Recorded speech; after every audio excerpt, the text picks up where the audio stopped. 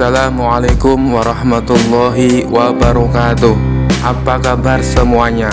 Semoga dalam keadaan sehat dan dilancarkan rezekinya oleh Allah. Amin ya robbal alamin. Dikisahkan suatu malam Abu Nawas termenung di atas sejadahnya, bukan karena lapar, bukan pula karena hutang, tapi karena hatinya sedang resah. Aku ini manusia penuh dosa, gumamnya. Tapi bagaimana caranya agar bisa menukar dosa menjadi pahala? Istrinya yang sedang memasak nasi di dapur mendengar gumaman itu dan berkata dari kejauhan, "Kalau dosa bisa ditukar begitu saja, semua orang pasti antri kaya minta zakat." Abu Nawas tersenyum kecil, lalu berwudu dan melaksanakan sholat malam. Setelah selesai, ia berdoa dengan khusyuk, "Ya Allah, jika Engkau izinkan, aku ingin menukar dosa-dosaku dengan pahala, bukan dengan kemunafikan, tapi dengan kebaikan yang tulus."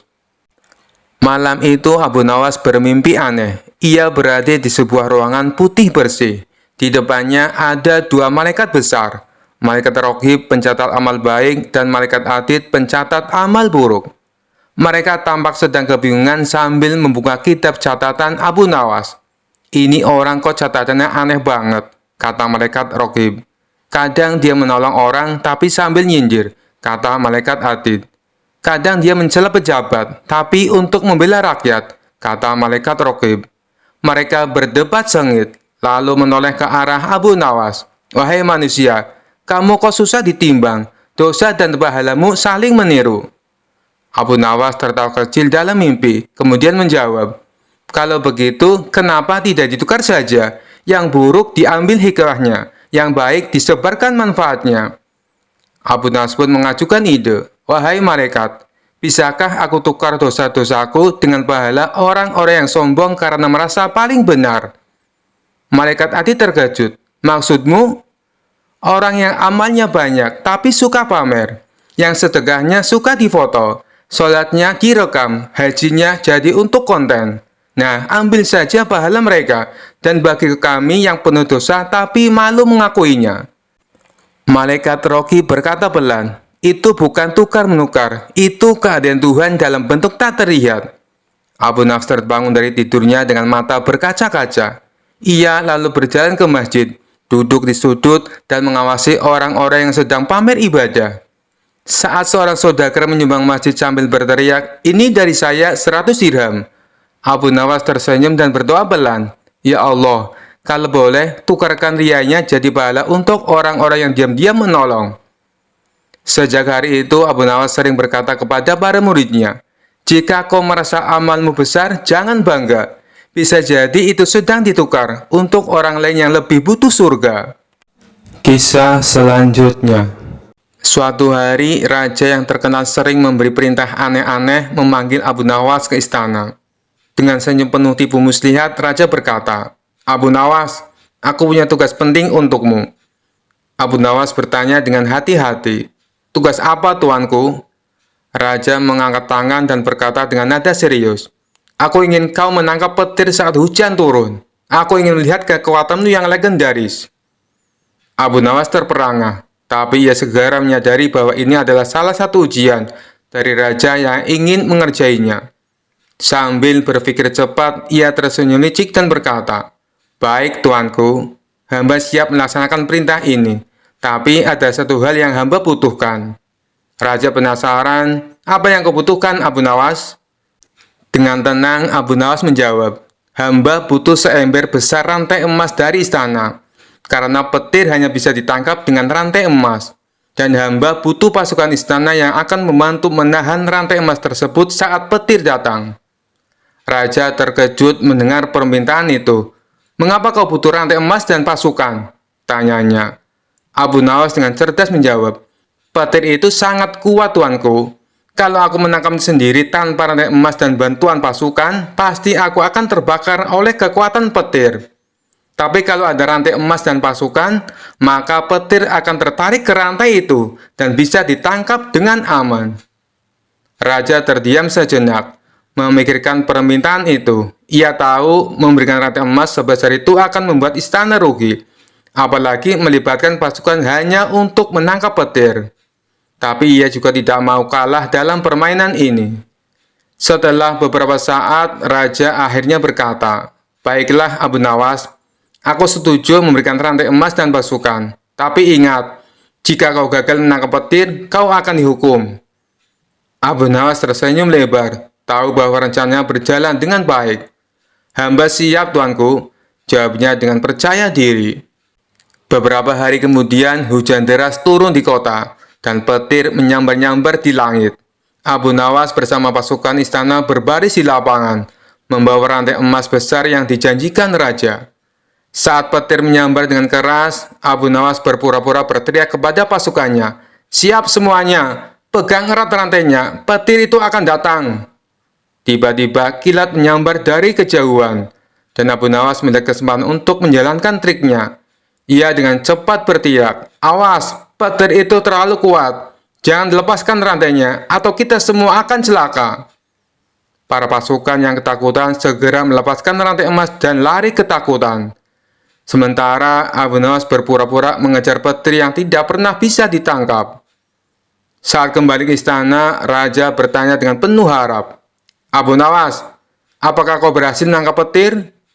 Dengan wajah pura-pura penuh penyesalan, Abu Nawas menjawab, "Maaf tuanku, hamba hampir menangkap petir, tetapi pasukan yang memegang rantai ketakutan dan melepaskannya. Akhirnya petir pun kabur." Raja menghela nafas, tapi tahu bahwa Abu Nawas lagi-lagi berhasil lolos dari perintah mustahilnya. Ia tak bisa menghukum Abu Nawas karena semuanya berjalan sesuai rencana, meski tentu saja tak ada petir yang bisa tertangkap. Dengan tertawa kecil, raja berkata, "Baiklah Abu Nawas, kali ini aku biarkan kau lolos. Tapi ingat, lain kali kau harus benar-benar menangkapnya." Abu Nawas tersenyum penuh kemenangan dan menjawab, "Tentu tuanku, lain kali hamba pasti lebih siap." Kisah selanjutnya. Al-Kisah, datanglah segerombolan prajurit dari istana atas perintah Raja Harun al-Rasyid untuk menangkap Abu Nawas di kediamannya. Abu Nawas dikabarkan telah menghilang cukup lama entah kemana.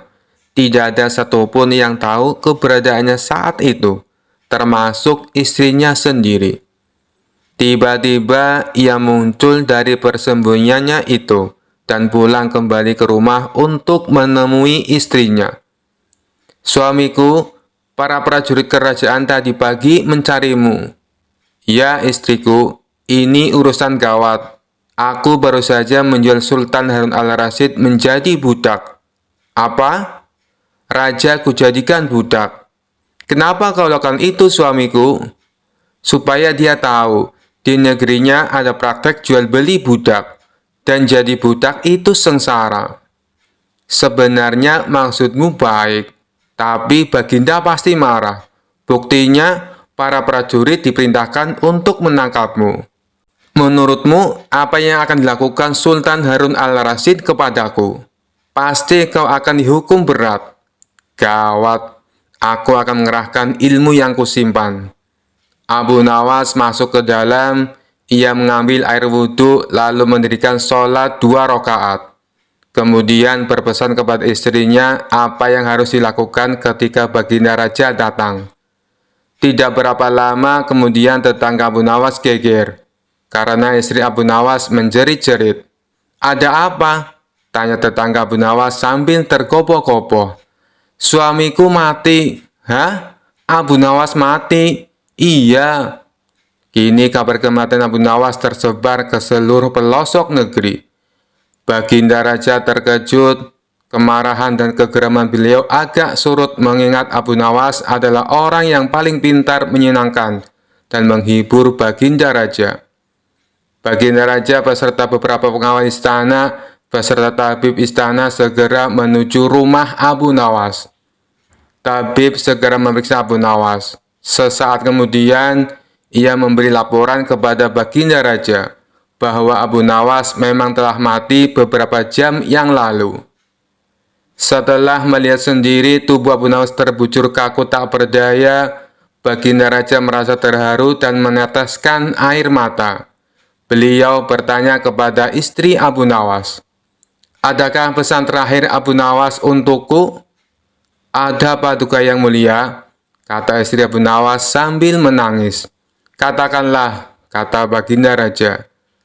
Suami hamba Abu Nawas memohon sudilah kiranya Baginda Raja mengampuni semua kesalahannya, baik di dunia maupun di akhirat di depan rakyat, kata istri Abu Nawas terbata-bata. Baiklah, kalau itu permintaan Abu Nawas, kata Baginda Raja menyanggupi. Jenazah Abu Nawas diusung di atas keranda. Kemudian Baginda Raja mengumpulkan rakyatnya di tanah lapang. Beliau berkata, "Wahai rakyatku, dengarkanlah bahwa hari ini aku, Sultan Harun al-Rasyid, telah memaafkan segala kesalahan Abu Nawas yang telah diperbuat terhadap diriku dari dunia hingga akhirat, dan kalianlah sebagai saksinya." Tiba-tiba dari dalam keranda yang terbungkus kain hijau terdengar suara keras, "Syukur!" Seketika pengusung jenazah ketakutan, apalagi melihat Abu Nawas bangkit berdiri seperti mayat hidup. Seketika rakyat yang berkumpul lari tunggang langgang, bertubrukan dan banyak yang jatuh terkilir. Abu Nawas sendiri segera berjalan ke hadapan Baginda Raja. Pakaiannya yang putih-putih bikin Baginda Raja keder juga. "Kau sebenarnya mayat hidup atau memang kau hidup lagi?" tanya Baginda Raja dengan gemetar. "Hamba masih hidup, tuanku. Hamba mengucapkan terima kasih yang tak terhingga atas pengampunan tuanku." "Jadi kau masih hidup?" "Ya Baginda, segar bugar. Buktinya, kini hamba merasa lapar dan ingin segera pulang." "Kurang ajar. Ilmu apa yang kau pakai, Abu Nawas?" "Ilmu dari Maha Guru Sufi, guru hamba yang sudah meninggal dunia. Ajarkan ilmu itu kepadaku." "Tidak mungkin, Baginda. Hanya guru hamba yang mampu melakukannya. Hamba tidak bisa mengajarkannya sendiri." "Dasar pelit!" Baginda Raja menggerutu kecewa. Kisah selanjutnya. Dikisahkan suatu hari yang cerah, Abu Nawas sedang berjalan santai di pasar, dan ia melihat seorang gadis cantik menjual bunga. Wajahnya yang menawan membuat hati Abu Nawas berdebar kencang. Gadis itu bernama Zahra, terkenal karena kecantikannya di seluruh negeri. Dengan percaya diri, Abu Nawas mendekati Zahra. "Wahai Zahra, bunga yang kau jual tak seindah senyummu. Apakah aku boleh memilih hatimu bersama sekuntum bunga ini?" katanya dengan gaya puitis. Zahra tertawa kecil. "Abu Nawas, kau memang pandai bicara. Namun, jika kau benar-benar mencintaiku, aku akan menerimamu dengan satu syarat." Abu Nawas menatapnya penuh semangat. "Sebutkan syaratnya, dan aku akan melakukannya, walau itu berarti mendaki gunung atau menyeberangi lautan." Zahra tersenyum licik. "Kalau begitu, kau harus menguras laut hingga kering. Jika berhasil, aku akan menjadi istrimu." Orang-orang yang mendengar syarat itu langsung tertawa terbahak-bahak. Mereka pikir Zahra sengaja memberi tugas mustahil untuk menolak Abu Nawas tanpa menyinggung perasaannya. Namun Abu Nawas tidak menyerah. Ia mengangguk mantap.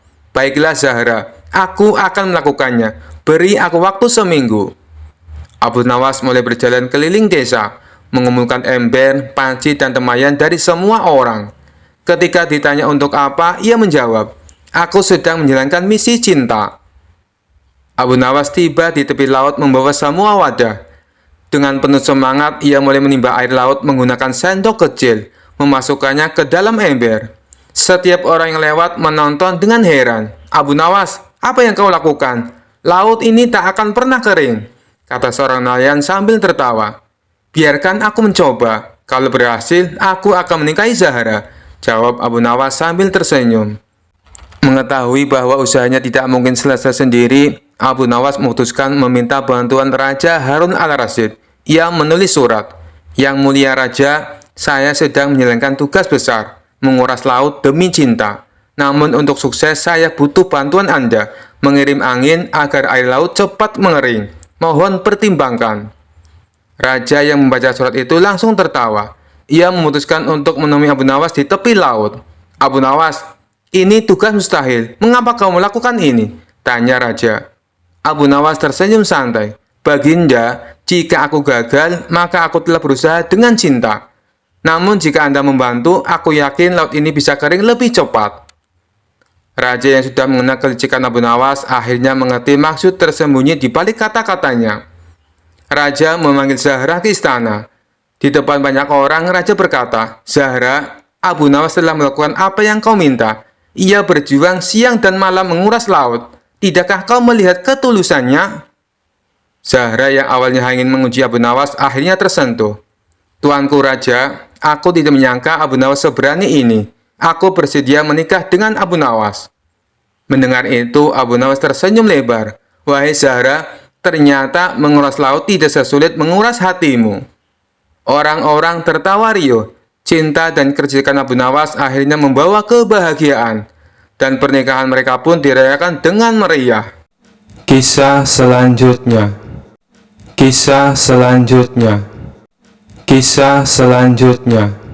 Dikisahkan suatu hari seorang pendeta terkenal dari negeri seberang datang ke kota Baghdad. Pendeta itu terkenal akan ilmunya, tetapi juga dikenal sombong dan suka merendahkan orang lain.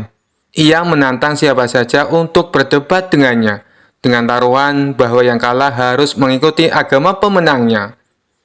Baginda Raja mendengar tantangan itu dan langsung memanggil Abu Nawas. "Abu Nawas," ujar Baginda, "aku ingin kau menerima tantangan pendeta itu.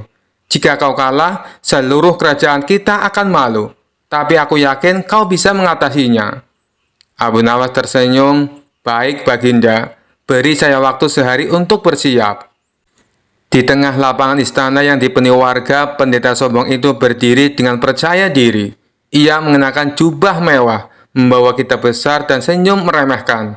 "Ayo, siapa yang berani berdebat denganku? Aku akan buktikan bahwa aku tak terkalahkan," serunya. Abu Nawas maju dengan santai. Ia membawa tongkat kayu dan mengenakan pakaian sederhana. "Akulah lawanmu," ujar Abu Nawas sambil tersenyum. Pendeta tertawa keras. "Kau, orang sederhana seperti kau ingin melawan ilmuku? Baiklah, mari kita mulai."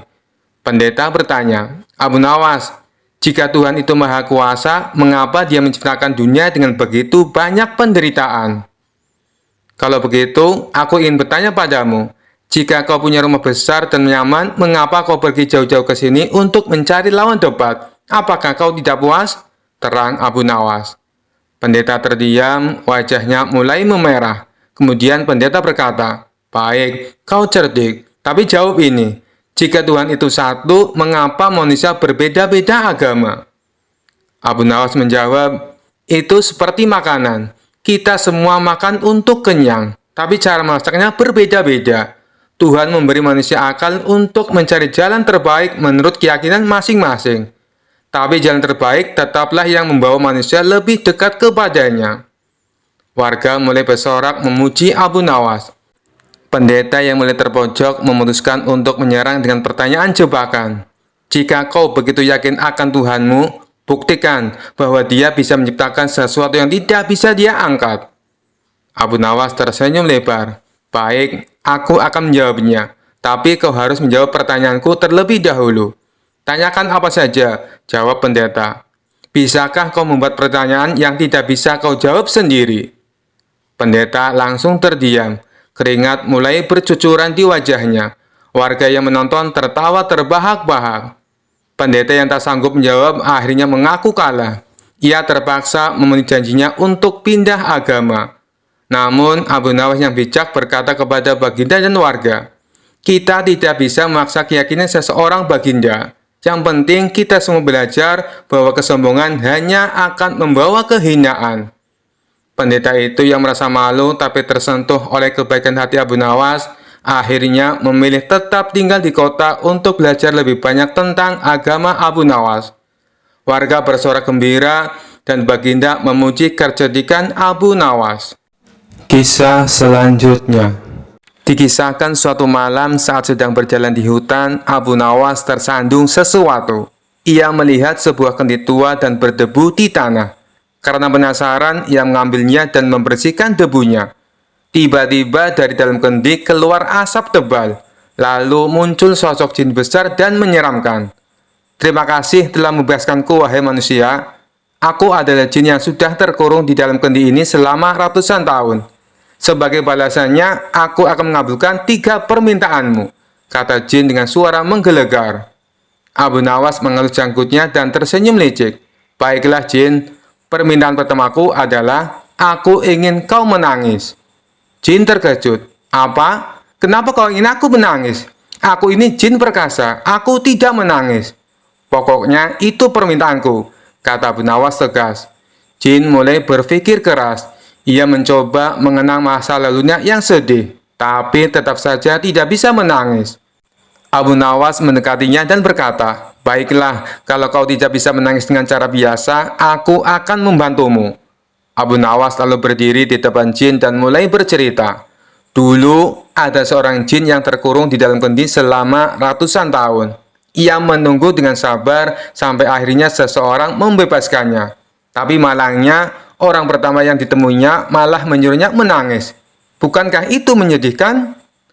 Jin terdiam. Ia mulai berpikir. Lalu matanya berkaca-kaca. Kemudian air mata mulai mengalir dari matanya. Itu memang sangat menyedihkan. Jin pun menangis terseduh-seduh. Abu Nawas tertawa puas. Bagus. Sekarang aku akan menyampaikan permintaan keduaku. Jin yang masih terisak bertanya, apalagi permintaanmu? Aku ingin kau tertawa, kata Abu Nawas. Hah? Aku baru saja menangis. Sekarang kau menyuruhku tertawa? Itu tidak mungkin, kata Jin sambil mengusap air matanya. Oh, sangat mungkin, kata Abu Nawas. Karena baru saja aku menyuruh jinnya perkasa menangis, dan dia benar-benar menangis. Bukankah itu sangat lucu? Jin terdiam, lalu berpikir. Tiba-tiba ia tertawa terbahak-bahak.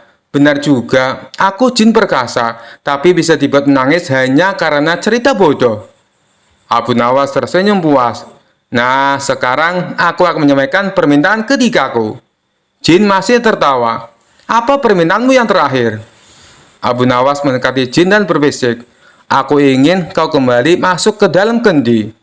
Jin langsung berhenti tertawa. Hah? Tidak, aku baru saja keluar setelah ratusan tahun terkurung. Tapi itu permintaanku, dan kau harus menepatinya, kata Abu Nawas. Jin pun menangis lagi, lalu dengan terpaksa masuk kembali ke dalam kendi. Sebelum menutup kendi itu, Abu Nawas tersenyum dan berkata, terima kasih sudah mengabulkan semua permintaanku. Sampai jumpa ratusan tahun lagi. Lalu ia menutup kendi dan menguburnya kembali ke tanah. Sementara itu di dalam kendi, jin menangis sambil tertawa, bingung dengan kejahilan Abu Nawas. Kisah selanjutnya. Pada suatu hari, raja sedang dalam suasana hati iseng. Ia ingin menguji kecerdasan Abu Nawas dengan pertanyaan yang agak sulit dan sedikit menjebak. Maka raja memanggil Abu Nawas ke istana untuk menjawab sebuah pertanyaan yang tidak biasa. Abu Nawas, kata raja dengan nada serius, aku ingin bertanya kepadamu tentang satu hal yang mungkin sulit dijawab. Apa hukum menonton video bokep? Mendengar pertanyaan itu, Abu Nawas tetap tenang. Meski dalam hatinya ia agak kaget dengan topik yang diajukan oleh raja. Tapi karena sudah terbiasa menghadapi pertanyaan aneh dari raja, Abu Nawas pun memutar otaknya untuk menjawab dengan cara yang cerdas, lucu, dan tidak menyinggung siapapun. Setelah berpikir sejenak, Abu Nawas tersenyum dan menjawab, Tuanku, izinkan hamba menjawab pertanyaan ini dengan satu perumpamaan sederhana. Menonton video bokep itu ibarat menonton makanan enak di televisi. Raja yang mendengar jawaban itu terkejut dan kebingungan. Apa maksudmu, Abu Nawas? Jelaskan. Abu Nawas pun melanjutkan dengan penuh percaya diri. Begini tuanku, saat kita menonton makanan enak di televisi, kita bisa melihat makanan itu dengan jelas, bisa menggugah selera, dan bahkan membuat kita lapar. Tapi apa yang terjadi setelah itu? Kita tidak bisa mencicipi atau merasakan makanan itu. Hanya bisa melihatnya saja. Akhirnya, kita merasa lebih lapar dan gelisah. Raja mengangguk mulai mengikuti logika Abu Nawas. Lalu tuanku, lanjut Abu Nawas, Sama seperti menonton video bokep, orang bisa melihat sesuatu yang menggugah, tapi pada akhirnya yang didapat hanya kebingungan, kegelisahan, dan penyesalan. Tak ada kebaikan yang didapat, dan hanya membuang-buang waktu. Bukankah begitu, tuanku? Raja tertawa mendengar jawaban Abu Nawas yang cerdas dan mengena. Ia kagum dengan cara Abu Nawas menjelaskan sesuatu yang rumit dengan perumpamaan sederhana, tapi penuh makna. Abu Nawas melanjutkan dengan nada bercanda. Lagi pula, tuanku, bukankah lebih baik kita makan makanan sungguhan daripada hanya menontonnya di televisi? Dan lebih baik kita mencari kebahagiaan sejati daripada membuang waktu pada hal-hal yang hanya sementara. Raja tertawa terbahak-bahak dan berkata, Abu Nawas, sekali lagi kau berhasil menjawab pertanyaan sulit dengan cara yang lucu dan bijak. Aku benar-benar terhibur dan kagum pada kecerdikanmu.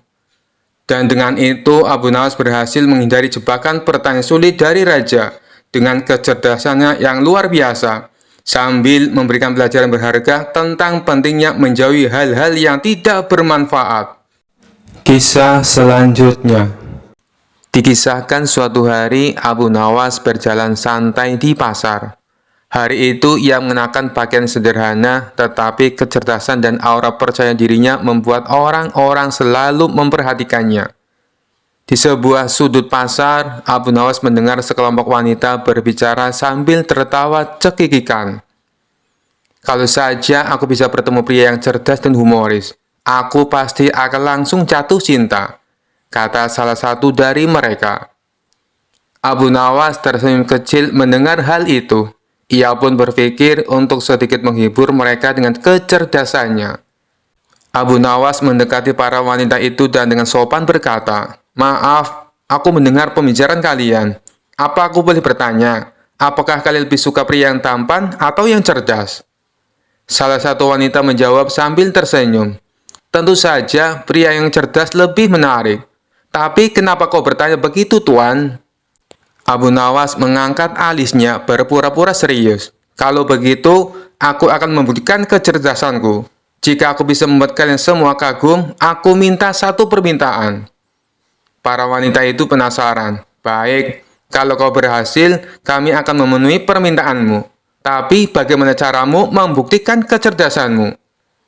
Abu Nawas mengambil 3 buah batu dari tanah dan berkata, Lihat batu ini, aku akan membuatnya berubah menjadi perhiasan hanya dengan kata-kata. Para wanita tertawa kecil.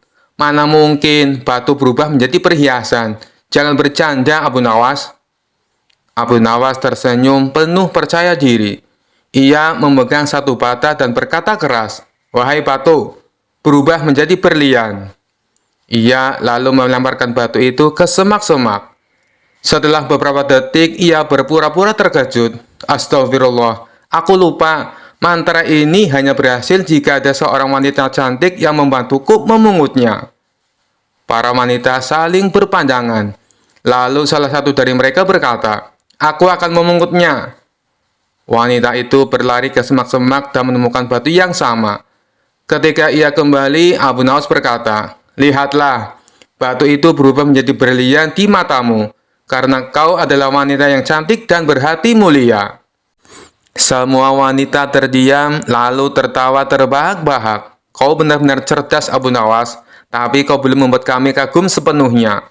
Abu Nawas tersenyum, ia memegang 2 batu lainnya dan berkata, Kalau begitu, aku akan membuat kalian semua bahagia dengan cara sederhana ini. Bayangkan saja, setiap batu ini adalah hadiah kecil dariku. Apa kalian mau menerimanya? Para wanita yang sudah terpesona oleh kecerdasan dan sikap ramahnya langsung mengangguk. Kami mau, Abu Nawas. Kau memang pria yang berbeda dari yang lain. Dengan kecerdasannya, Abu Nawas berhasil membuat para wanita di pasar tergila-gila bukan karena wajah tampan atau kekayaan, tetapi karena kelucuan dan keunikannya. Hari itu, pasar ramai dengan cerita tentang Abu Nawas, si pria cerdas yang tahu cara mencuri hati semua orang tanpa perlu mencoba terlalu keras. Kisah selanjutnya.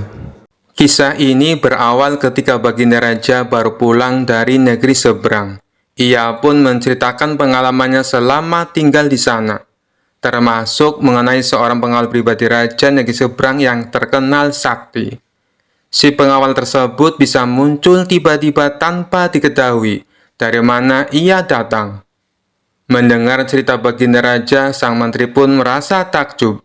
Maksud Paduka, pengawal itu bisa muncul tiba-tiba? Tanya sang menteri merasa heran. Benar, wahai menteriku, saat itu saya sedang duduk dengan raja negeri seberang. Tapi di samping kanan kirinya tak ada seorang pun pengawal. Lalu saya coba tanya kepadanya, kenapa pengawalmu tidak mendampingi? Dia malah tersenyum. Kemudian dia teriak memanggil pengawalnya. Tiba-tiba di hadapan kami sudah berdiri seorang pengawal, yang entah datangnya dari mana, kata baginda raja menjelaskan. Bisa jadi pengawal tersebut sebenarnya adalah jin Paduka, timpal sang menteri. Mungkin juga bisa jadi dia adalah jin, balas baginda raja. Setelah mendengar cerita tersebut, sang menteri muncul ide akan sebuah tantangan. Kemudian ia mengungkapkan idenya tersebut kepada baginda raja. Paduka yang mulia, bukankah selama ini tantangan Paduka selalu berhasil dikalahkan Abu Nawas? Bagaimana kalau Abu Nawas ditantang seperti pengawal sakti itu? Kata sang menteri mengusulkan. Tantangan? Tantangan apa? Aku belum paham dengan maksudmu, tanya baginda raja bingung. Begini Paduka, Abu Nawas kita tantang hadir di depan Paduka. Tapi tidak boleh dengan jalan kaki, tidak boleh berkendaraan, dan tidak boleh kelihatan. Dia harus datang tiba-tiba seperti pengawal itu, kata sang menteri menjelaskan. Bagus sekali ide kamu, saya setuju. Kali ini Abu Nawas pasti akan kalah, balas baginda raja kegirangan. Tanpa membuang-buang waktu, baginda raja langsung memerintahkan beberapa pengawal untuk memanggil Abu Nawas. Singkat cerita, datanglah Abu Nawas menghadap baginda raja. Wahai Abu Nawas, apakah kamu masih berani menerima tantanganku? Tanya baginda raja. Tentu saja saya berani Paduka. Tapi saya perlu tahu apa impiannya kalau saya berhasil, kata Abu Nawas balik bertanya. Karena tantangan ini sangat sulit dan mustahil, hadiahnya akan aku tambah menjadi 1000 dinar. Tapi bila kamu gagal, sebagai hukumannya, kamu harus memandikan kuda-kuda istana selama sebulan. Dan semua hadiah yang selama ini aku berikan, harus kamu kembalikan. Karena hadiah tersebut akan aku serahkan kepada menteriku. Sebab dialah yang punya ide tantangan ini. Apa kamu bersedia? Tanya baginda raja kembali. Mendengar hadiah yang begitu besar, spontan Abu Nawas langsung tergiur. Baik Paduka yang mulia, saya sangat bersedia, sahut Abu Nawas dengan muka berseri-seri. Kemudian baginda raja memberitahu tantangan yang akan ia berikan. Besok kamu harus ada di sini persis seperti sekarang ini, berdiri tepat di hadapanku. Tapi ada syaratnya. Kamu ke sini tidak boleh berjalan kaki, tidak boleh naik kendaraan, dan tidak boleh terlihat oleh siapapun. Pokoknya tahu-tahu kamu sudah ada di sini, jelas baginda raja. Seketika jantung Abu Nawas langsung berdebar kencang mendengar tantangan tersebut. Ini tantangan yang mustahil, mana mungkin aku bisa melakukannya, pikir Abu Nawas. Di tengah kebingungan Abu Nawas, baginda raja kembali berkata, kalau kamu membatalkan tantangan ini, itu saja kamu mengaku kalah. Dan itu berarti kamu harus menjalani hukuman dan menyerahkan semua hadiahmu kepada menteriku. Sementara sang menteri merasa puas dengan ide tantangan yang dimilikinya. Mampus kau Abu Nawas, kau akan menderita selama sebulan, ucap sang menteri dalam hati. Nasi sudah menjadi bubur, Abu Nawas tak mungkin membatalkan tantangan tersebut. Ia pun lalu mohon diri kepada baginda raja untuk pamit pulang ke rumahnya. Setibanya di rumah, Abu Nawas duduk di teras rumah sambil memutar otaknya. Ia terus memikirkan cara agar terlepas dari hukuman. Namun sampai waktu menjelang sore, ia tak juga menemukan solusinya. Hampir saja Abu Nawas dibuat stres karena akal cerdiknya menemukan jalan buntu. Saat ia tengah termenung, salah seorang tetangganya lewat di depan rumah Abu Nawas dengan memanggul karung yang besar. Iseng-iseng Abu Nawas bertanya kepadanya, "Wahai kawan, apa yang kau bawa itu?" Tetangganya menjawab, "Kambing Abu Nawas." "Kambing? Kenapa tidak dituntun saja? Itu akan meringankan pekerjaanmu," kata Abu Nawas menyarankan. "Saya sengaja Abu Nawas, biar orang-orang tidak tahu," balas tetangganya. Dari situlah akhirnya Abu Nawas menemukan solusi atas tantangan Baginda Raja. Kemudian Abu Nawas pergi menemui menteri yang punya ide tantangan tersebut.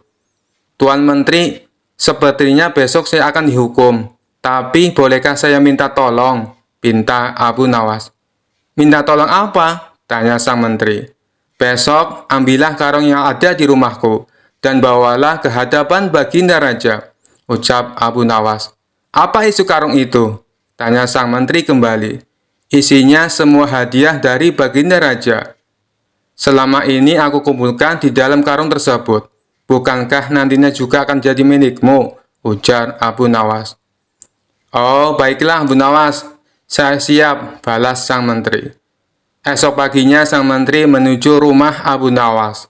Sesampainya di sana, ia hanya menjumpai istrinya. "Mana Abu Nawas?" tanya sang menteri. "Abu Nawas sudah berangkat ke istana," jawab istri Abu Nawas. Kemudian istri Abu Nawas menunjukkan karung yang akan dibawa oleh Tuan Menteri.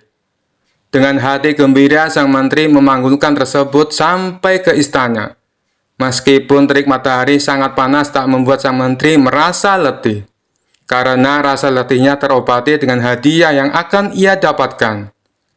Setelah sang menteri tiba di istana, ia pun segera menghadap Baginda Raja. "Apa yang kau bawa itu? Dan mana Abu Nawas?" tanya Baginda Raja. "Bukannya Abu Nawas sudah ke sini?" kata istrinya. "Ia sudah berangkat dari pagi Paduka. Dan karung ini adalah semua hadiah yang Abu Nawas kumpulkan," jawab sang menteri. "Mana? Sampai saat ini Abu Nawas belum kelihatan."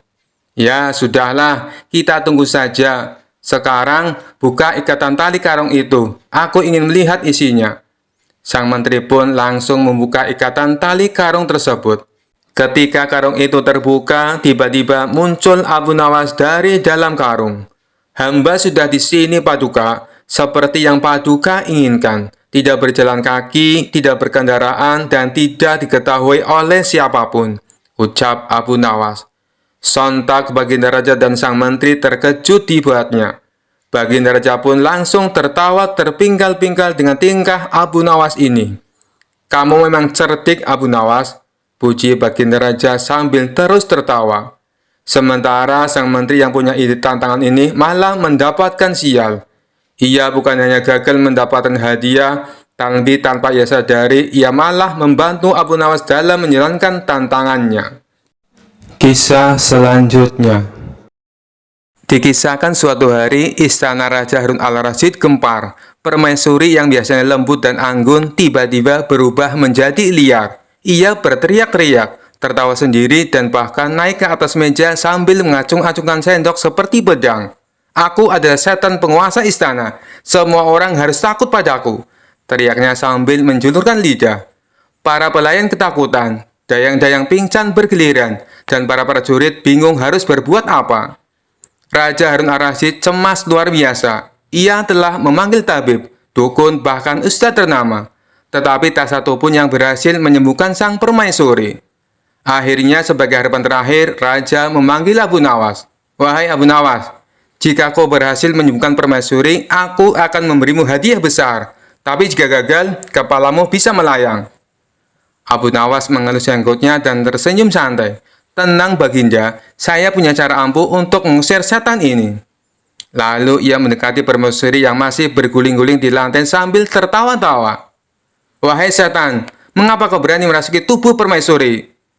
Permaisuri yang kerasukan setan tiba-tiba tertawa seram. "Karena tubuhnya nyaman, istana ini mewah, makanannya enak, aku tidak mau pergi." Abu Nawas mengangguk-angguk. "Oh, jadi kau betah di sini?" "Tentu saja," jawab setan dalam tubuh permaisuri. Abu Nawas tersenyum lecek. Baiklah kalau begitu, aku akan membuat tempat ini tidak nyaman untukmu. Lalu Abu Nawas berbisik ke telinga raja dan berkata, Baginda, tolong keluarkan perintah bahwa mulai hari ini semua makan di istana hanya boleh berisi bawang putih dan jengkol. Raja yang kebingungan akhirnya mengumumkan, mulai sekarang semua makan istana wajib menggunakan bawang putih dan jengkol sebagai bahan utama. Tidak lama setelah itu dapur istana mulai berasap. Bau jengkol menyengat ke seluruh ruangan. Bahkan tikus-tikus di istana pun berbondong-bondong pergi mencari tempat yang lain. Permaisuri yang kerasukan tiba-tiba mencium aroma itu dan langsung bereaksi. Bau menyengat apa ini? Abu Nawas menekankan sepiring jengkol ke hidungnya. Oh, ini hanya makanan baru istana. Mau coba? Permaisuri langsung melompat ke udara. Badannya bergetar hebat. Tidak, aku keluar. Istana ini sudah tidak layak ditinggali. Dalam sekejap, permaisuri pingsan. Beberapa saat kemudian, ia bangun dengan wajah bingung. Kenapa aku ada di lantai? Dan bau apa ini? Raja terharu dan memeluk permaisuri. Kau sudah sembuh, permaisuriku. Raja pun menepati janjinya dan memberi Abu Nawas hadiah besar. Namun keesokan harinya, para pelayan, prajurit, dan semua penghuni istana mogok kerja gara-gara trauma dengan bau jengkol. Kisah selanjutnya. Dikisahkan pada suatu hari di Baghdad tersiar kabar bahwa seorang pendeta terkenal datang ke kota. Pendeta itu dikenal sangat pandai berdebat dan sering mempermainkan lawan bicaranya. Kali ini ia berniat mempermalukan kaum muslim dengan berpura-pura masuk Islam dan mengajukan pertanyaan-pertanyaan sulit. Setelah mendengar kabar ini, Baginda Raja Harun al-Rasyid segera memanggil Abu Nawas. Abu Nawas, aku ingin kau menghadapi pendeta licik itu. Buktikan kepadanya bahwa Islam tidak bisa dipermainkan. Perintah Baginda Raja dengan suara lantang. Abu Nawas tersenyum santai. Tenang Baginda, serahkan saja padaku. Aku akan membuatnya pusing 7 keliling. Keesokan harinya di istana yang megah, pendeta itu datang dengan wajah penuh percaya diri. Ia berdiri di hadapan Baginda Raja dan berkata, Wahai Baginda Raja, aku ingin masuk Islam. Tapi ada beberapa pertanyaan yang ingin kutanyakan sebelum aku benar-benar yakin. Baginda Raja tersenyum dan berkata, Tentu saja, kau boleh bertanya kepada orang paling cerdik di negeri ini, yaitu Abu Nawas. Abu Nawas melangkah maju dengan senyum jenaka di wajahnya. Silakan Tuan Pendeta, apa yang ingin kau tanyakan? Pendeta itu tersenyum licik dan berkata, Jika benar Allah itu Maha Kuasa, bisakah dia menciptakan batu yang begitu besar hingga dia sendiri tidak bisa mengangkatnya? Baginda Raja dan para ulama yang mendengar itu terdiam. Pertanyaan yang licik dan menjebak. Tapi Abu Nawas dengan tenang menjawab, Oh, tentu bisa. Pendeta terbelalak, Apa? Benarkah? Abu Nawas mengangguk santai, Ya, bisa. Tapi setelah menciptakan batu sebesar itu, Allah juga bisa membuat kekuatan yang lebih besar lagi untuk mengangkat batu tersebut. Beres kan? Pendeta terdiam sejenak. Wajahnya mulai tegang. Ia tak menyangka jawaban Abu Nawas begitu sederhana namun cerdas. Baiklah kalau begitu, pertanyaanku yang kedua. Di manakah arah wajah Allah menghadap saat dia tidur? Tanyanya dengan licik. Abu Nawas nyengir lebar. Nah, ini pertanyaan bagus. Tapi sebelumnya, bisakah kau menjelaskan kepadaku, kapan Allah tidur? Sejak kapan dia mengantuk? Pendeta terbata-bata. Saya nggak tahu sih. Abu Nawas melanjutkan, Allah itu tidak tidur Tuan Pendeta, tidak mengantuk dan tidak pernah lelah. Jadi pertanyaanmu tadi tidak berlaku. Pendeta mulai berkeringat dingin. Oh, baiklah. Kalau begitu, pertanyaanku yang ketiga. Pendeta itu mencoba bertanya lebih licik lagi. Kalau begitu, tolong tunjukkan kepadaku bentuknya malaikat maut. Abu Nawas tersenyum jahil. Oh, gampang sekali. Tapi ada syaratnya. Pendeta penasaran. Apa syaratnya? Abu Nawas menjawab dengan santai. Kau harus mati dulu. Setelah itu, aku akan menunjukkan malaikat maut kepadamu. Semua orang di istana tertawa terbahak-bahak. Pendeta itu mulai gemetar. Ia tak menyangka Abu Nawas bisa selecut dan sepintar ini. Pendeta mulai panik. Tapi ia belum mau menyerah. Oke, pertanyaan terakhir. Kalau kau bisa menjawab ini, aku benar-benar akan masuk Islam. Abu Nawas mengangguk. Baik, silahkan. Pendeta menghela nafas dalam-dalam. Jika memang surga dan neraka itu ada, coba tunjukkan padaku sekarang. Bawa aku ke sana. Abu Nawas berpikir sejenak, lalu tersenyum. Oh, gampang. Ikut aku. Abu Nawas membawa pendeta itu ke dapur istana. Di sana, para juru masak sedang memasak makanan yang sangat enak, aroma daging panggang dan rempah-rempah memenuhi udara. Abu Nawas berkata, ini adalah surga, tempat yang penuh dengan kenikmatan dan kelezatan. Pendeta mengangguk-angguk. Wah, lezat sekali baunya. Abu Nawas kemudian membawa pendeta ke ruangan penyimpanan kayu bakar. Ruangan itu gelap, panas, dan penuh asap. Nah, ini neraka. Panas, pengap, dan bikin sesak napas. Pendeta mulai protes. Tunggu, ini cuma dapur dan gudang. Kau menipuku? Abu Nawas terkekeh-kekeh. Bukankah kau sendiri yang bilang ingin melihat surga dan neraka sekarang? Surga dan neraka yang sesungguhnya baru bisa kau lihat setelah mati. Berani mati sekarang?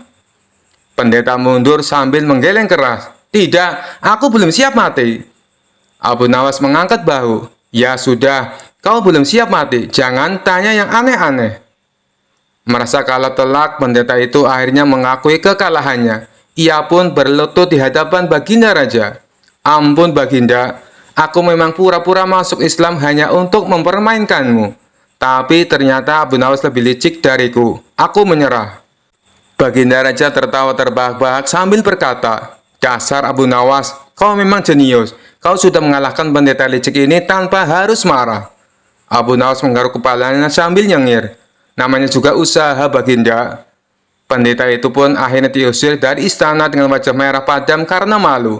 Dan sejak itu tak ada lagi yang berani mempermainkan Abu Nawas dengan pertanyaan-pertanyaan yang licik. Karena mereka tahu akal licik mereka tak ada apa-apanya dibandingkan dengan kecerdikan Abu Nawas. Kisah selanjutnya. Suatu hari, raja sedang dalam suasana hati yang sangat aneh. Ia ingin menguji kecerdikan Abu Nawas sekali lagi dengan perintah yang mustahil. Sambil duduk di singgasananya, ia memanggil Abu Nawas dan berkata dengan wajah serius, Abu Nawas, kali ini aku ingin kau melakukan tugas yang sangat spesial. Abu Nawas yang sudah terbiasa dengan perintah-perintah aneh dari raja, langsung tahu pasti akan ada sesuatu yang sulit kali ini.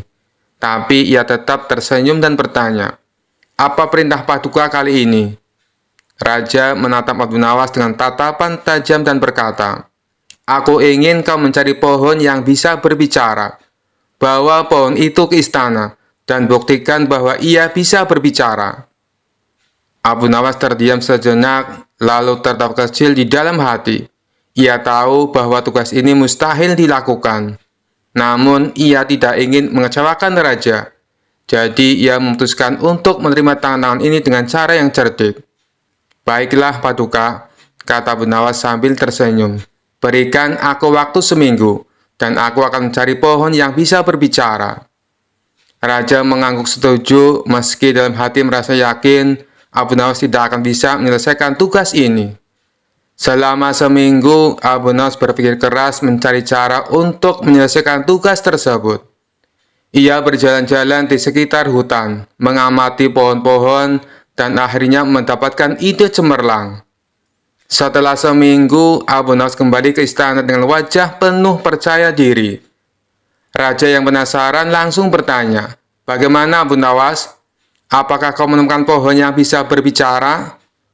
Abu Nawas tersenyum dan menjawab, tentu saja Paduka, pohon itu ada di hutan dekat desa. Saya sudah berbicara dengannya, dan ia setuju untuk menjawab pertanyaan Paduka. Tapi pohon itu punya syarat. Raja tercengang dan bertanya, syarat? Apa syaratnya? Abu Nawas menjelaskan, pohon itu tidak mau diganggu oleh banyak orang. Ia ingin Paduka datang sendirian tanpa ada pengawal. Hanya dengan begitu, ia akan berbicara. Raja yang penasaran dengan keajaiban ini segera setuju. Baik, aku akan pergi sendirian. Tunjukkan di mana pohon itu berada. Abu Nawas lalu membawa raja ke hutan, menuju sebuah pohon besar yang sangat tua. Pohon itu tampak kokoh dengan akar yang besar menjalar di sekelilingnya. Setelah sampai di depan pohon, Abu Nawas berkata, "Inilah pohon yang bisa bicara, Paduka. Silakan berbicara padanya, dan ia akan menjawab." Raja yang penasaran mendekati pohon itu dan mulai bertanya, "Wahai pohon, benarkah kau bisa berbicara?" Tentu saja pohon itu diam saja, tidak ada suara apapun. Raja mulai bingung, lalu menoleh ke Abu Nawas dan bertanya, "Mengapa pohon ini tidak berbicara?" Abu Nawas yang sudah siap dengan jawabannya tersenyum lebar dan menjawab, "Paduka, pohon ini sudah berbicara. Namun ia berbicara dengan caranya sendiri, bukan dengan kata-kata." Raja semakin bingung, "Apa maksudmu, Abu Nawas?" Abu Nawas lalu menjelaskan, "Paduka, setiap pohon berbicara melalui gerakannya. Daunnya yang melambai ditiup angin, cabangnya yang bergoyang ketika disentuh, itu semua adalah bahasa mereka. Pohon ini tadi sudah menyapa Paduka dengan anggukan dahan dan hembusan angin. Bukankah itu tanda ia merespon kehadiran Paduka?" Raja berpikir sejenak, lalu melihat ke arah pohon yang memang melambai sedikit karena angin. Meskipun Raja tahu bahwa pohon tidak berbicara seperti manusia, ia tidak bisa menyangkal kecerdikan Abu Nawas. "Abu Nawas, kau memang luar biasa," kata Raja sambil tertawa. "Aku tidak menyangka kau bisa menemukan jawaban untuk tugas ini. Pohon ini memang tidak berbicara seperti manusia, tapi aku harus mengakui, kau benar, setiap makhluk punya cara sendiri untuk berbicara." Abu Nawas membungkuk hormat dan berkata, "Terima kasih, Paduka. Pohon ini memang luar biasa, seperti halnya setiap ciptaan di alam. Mereka semua berbicara, hanya saja kita yang harus mendengarkan dengan cara yang berbeda." Raja puas dengan jawaban itu, dan sejak itu ia tidak pernah lagi meragukan kecerdikan Abu Nawas. Meskipun perintah-perintah ia berikan selalu di luar akal sehat. Dan tentu saja orang-orang di istana kembali tertawa, karena Abu Nawas lagi-lagi berhasil mengatasi tantangan yang mustahil dengan cara yang kocak dan cerdas. Kisah selanjutnya. Pada suatu hari, Raja Harun al-Rasyid memanggil Abu Nawas ke istana. Wajah sang raja tampak serius, tidak seperti biasanya. Abu Nawas yang selalu cerdik sudah merasa ada sesuatu yang tidak beres. "Abu Nawas," kata raja dengan nada berat, "ada masalah besar. Raja Jin dari Irak telah menantangku untuk sebuah pertarungan. Jika aku tidak mengirimkan seseorang petarung yang hebat, dia akan menghancurkan kerajaanku." Abu Nawas terkejut. "Raja Jin? Astagfirullahaladzim. Kenapa tuanku tidak mengirim pasukan saja?" Raja Harun al-Rasyid tersenyum tipis. "Jin berbeda dengan manusia. Hanya seseorang yang memiliki kecerdikan luar biasa yang bisa mengalahkan mereka. Jadi, aku memilihmu, Abu Nawas." Abu Nawas langsung merasa was-was. Menghadapi jin saja sudah menakutkan, apalagi raja mereka. Tapi karena perintah sang raja, Abu Nawas tidak bisa menolak. Dengan berat hati, ia menerima tantangan tersebut. Beberapa hari kemudian, Abu Nawas dibawa ke padang pasir di perbatasan Irak, tempat di mana Raja Jin menunggu. Begitu Abu Nawas tiba, angin kencang berhembus dan langit menjadi gelap. Di depan Abu Nawas muncul sosok raksasa setinggi pohon kelapa, bersisik dan bercahaya merah menyala. Dialah Raja Jin Irak. "Siapa kau, manusia kecil? Apakah kau yang diutus Raja Harun al-Rasyid untuk melawanku?" Suara Raja Jin menggema seperti guntur di langit. Abu Nawas masih takut mencoba tetap tenang. "Betul, aku yang dikirim. Tapi kita tak perlu bertarung dengan kekerasan. Aku menawarkan permainan yang lebih seru." Raja Jin tampak penasaran. "Permainan? Apa yang bisa kau tawarkan, manusia lemah?" Dengan cepat Abu Nawas berkata, "Kita bertarung menggunakan kecerdikan. Siapa yang bisa mengalahkan akal orang lain, dia yang menang. Bagaimana? Berani?" Raja Jin tertawa keras. "Aku suka tantangan. Katakan, apa yang harus kita lakukan?" Abu Nawas memikirkan cara paling aman untuk mengalahkan Raja Jin. Baiklah, begini permainannya. Kau harus berubah menjadi apapun yang kuminta. Dan aku juga akan berubah sesuai permintaanmu. Siapa yang tidak bisa berubah menjadi yang diminta, dia yang kalah. Raja Jin setuju. Kau dulu yang mulai, Abu Nawas.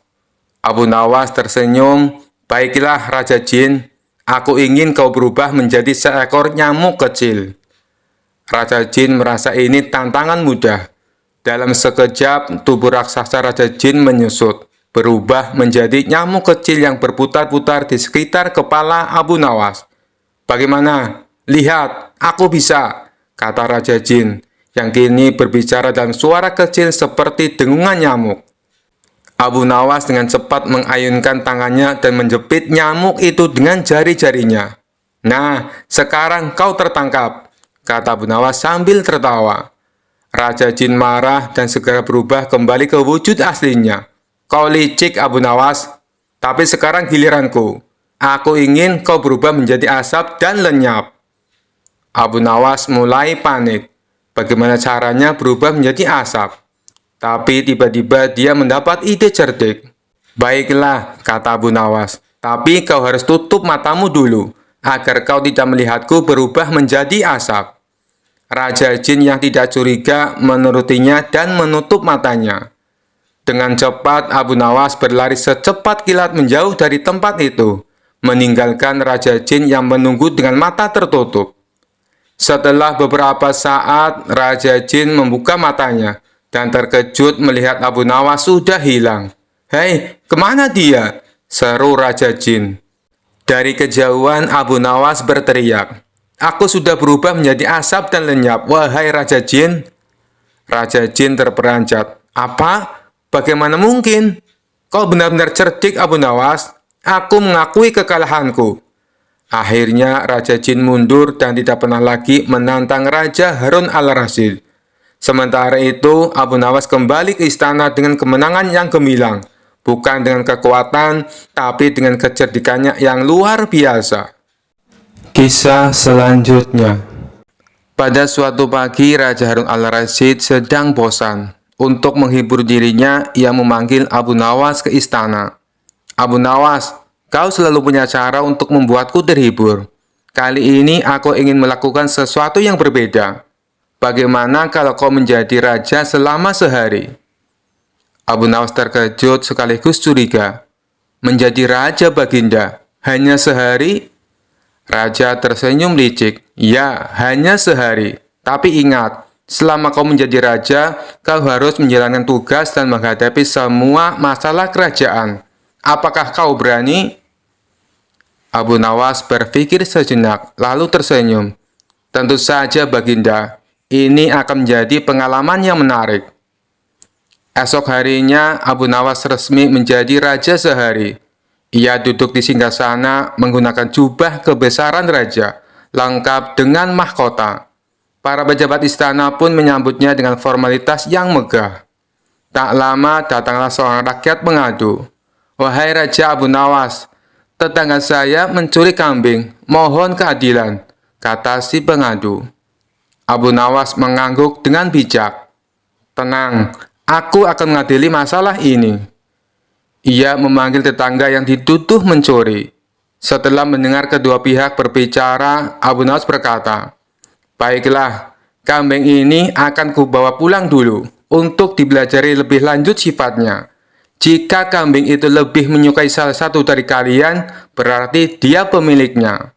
Semua orang bingung, tapi Abu Nawas segera membawa kambing itu pulang dan menyimpannya di dapur istana. Lalu datang seorang menteri dengan wajah marah. Wahai Raja Abu Nawas, rakyat di daerahku menolak membayar pajak. Apa yang harus kulakukan? Abu Nawas berpikir sebentar, kemudian berkata, mudah saja, naikkan pajak mereka 2 kali lipat. Si menteri terkejut. Apa? Bukankah itu akan membuat mereka semakin marah?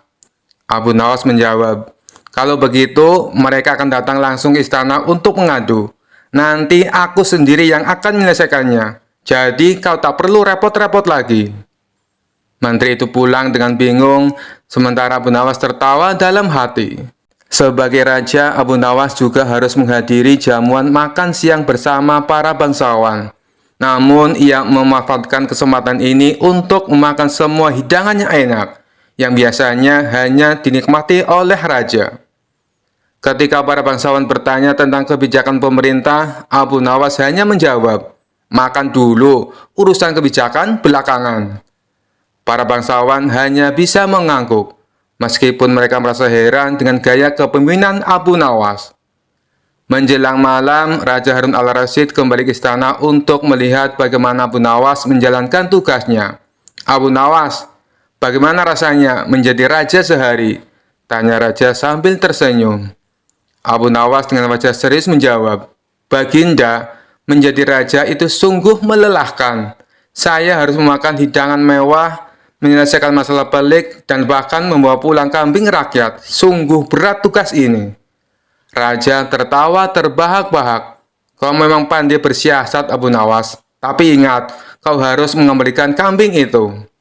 Abu Nawas tersenyum licik. "Tentu saja, Baginda. Tapi izinkan saya menikmatinya semalam saja, agar saya benar-benar merasa seperti raja sejati." Semua orang di istana pun tertawa. Sementara Abu Nawas pulang dengan membawa kambing titipan yang lezat untuk jamuan di rumahnya. Dan begitulah Abu Nawas membuktikan bahwa menjadi raja sehari bisa menjadi pengalaman yang penuh kelucuan dan kepintaran. Kisah selanjutnya. Abu Nawas mendengar kota Baghdad gempar mengenai adanya seseorang yang mengaku sebagai peramal sakti. Di depan banyak orang, dia sesumbar bisa mengetahui peristiwa yang akan datang. Hal ini pun membuat rakyat penasaran, termasuk Abu Nawas. Bahkan ada sebagian orang sengaja datang ke tempat peramal itu untuk minta diketahui nasibnya. Dengan ekspresi layaknya orang sakti, orang tersebut memberitahu kepada pasiennya tentang nasib yang akan terjadi di kemudian hari. Orang yang mengaku sakti itu cukup pintar mengolah kata. Sebab apabila ramalannya tidak sesuai kenyataan, dia beralasan karena si pasien telah melanggar aturan, sehingga nasib baiknya tidak kunjung datang. Anehnya, ada saja orang yang percaya dengan bualan si peramal palsu. Alhasil, rumahnya kini banyak didatangi pasien yang ingin diramal masa depannya. Hal ini membuat Abu Nawas resah. Ia ingin sekali memberi pelajaran kepada si peramal palsu. Setelah berpikir lama, akhirnya sosok cerdik ini menemukan ide untuk mengerjai orang yang mengaku sakti itu. Besoknya Abu Nawas mendatangi rumah si peramal palsu dengan membawa tongkat di tangannya. "Ada apa, wahai anakku? Apa yang kau keluhkan?" tanya si peramal palsu dengan nada sok berwibawa. "Aku cuma mau tanya, apa benar Anda bisa meramal masa depan?" tanya Abu Nawas. "Tepat sekali, kau datang ke tempat yang benar," jawab orang tersebut. "Oh, begitu. Selain meramal masa depan orang, apakah Anda juga bisa meramal nasib Anda sendiri di masa mendatang?" tanya Abu Nawas lagi. "Tentu saja bisa, wahai anakku. Aku bisa tahu apa yang akan terjadi pada diriku sendiri," jawab si peramal palsu. Setelah mendengar pengakuan orang tersebut, tiba-tiba Abu Nawas memukulkan tongkatnya tepat mengenai kepala si peramal. "Aduh, kenapa kau memukulku?" tanya si peramal palsu kesakitan. "Tadi katanya Anda bisa tahu apa yang akan terjadi pada diri Anda sendiri. Seharusnya sebelum aku memukul, Anda sudah menghindar. Berarti Anda pembohong," ujar Abu Nawas. "Tidak, wahai anakku. Sebenarnya aku sudah tahu, bahkan sebelum kau datang ke sini," kata si peramal berpura-pura. "Tapi kenapa Anda tadi tidak mengelak sewaktu aku pukul?" tanya Abu Nawas. "Itu aku sengaja membiarkannya," jawab peramal palsu tersebut. "Baiklah, sekarang coba tebak apa yang akan menimpamu lagi," tanya Abu Nawas sambil mengangkat tongkatnya. Si peramal buru-buru menjauh dari Abu Nawas. "Kamu pasti akan memukulku," jawab si peramal palsu. "Anda salah," balas Abu Nawas. Bersamaan dengan itu, Abu Nawas menghancurkan barang-barang yang digunakan sebagai sarana perdukunan di ruangan tersebut. Seketika di sana berantakan, Banyak barang pecah akibat pukulan tongkat Abu Nawas. Tidak terima dengan perilaku Abu Nawas, peramal palsu itu lalu mengadukannya kepada Tuan Hakim. Singkat cerita, Abu Nawas dan si peramal palsu diundang ke pengadilan. Di depan Tuan Hakim, si peramal palsu menuntut Abu Nawas dihukum berat, sebab telah memukul dirinya dan membuat onar di rumahnya. Hai Abu Nawas, apa alasanmu sampai tega memukul dia dan kenapa kau menghancurkan barang-barangnya? Tanya Tuan Hakim. Begini Tuan Hakim, awalnya hamba tanya ke dia, apakah bisa tahu nasib yang akan terjadi kepada dirinya sendiri. Dia kan ngakunya peramal dan bilang katanya tahu. Tapi saat hamba pukul pakai tongkat, dia tidak menghindar. Tuan Hakim pasti menghindarkan apabila tahu ada orang yang akan memukul. Jadi yang salah siapa? Dia yang pembohong atau hamba yang memukul? Cerita Abu Nawas. Lalu saat hamba hancurkan barang-barangnya, ternyata dia juga tidak tahu Tuan Hakim. Kalau dia tahu, pasti sebelum hamba datang sudah mengamankan barang-barangnya, ditaruh di dalam kamar. Katanya bisa meramal masa depan. Sedangkan masa depannya sendiri saja tidak tahu. Berarti dia pembohong, jelasnya. Ada benarnya apa yang dikatakan Abu Nawas. Kalau kau memang mau peramal, harusnya tahu apa yang akan terjadi kepadamu, ucap Tuan Hakim kepada si peramal palsu. Akhirnya Abu Nawas dibebaskan dari tuntutan hukuman. Sementara orang yang mengaku sakti itu menjadi kapok. Dia tidak berani membuka praktek ramalannya lagi. Kisah selanjutnya. Dikisahkan suatu hari di sebuah desa kecil, Abu Nawas dan Abu Jahil kebetulan bertemu di pasar.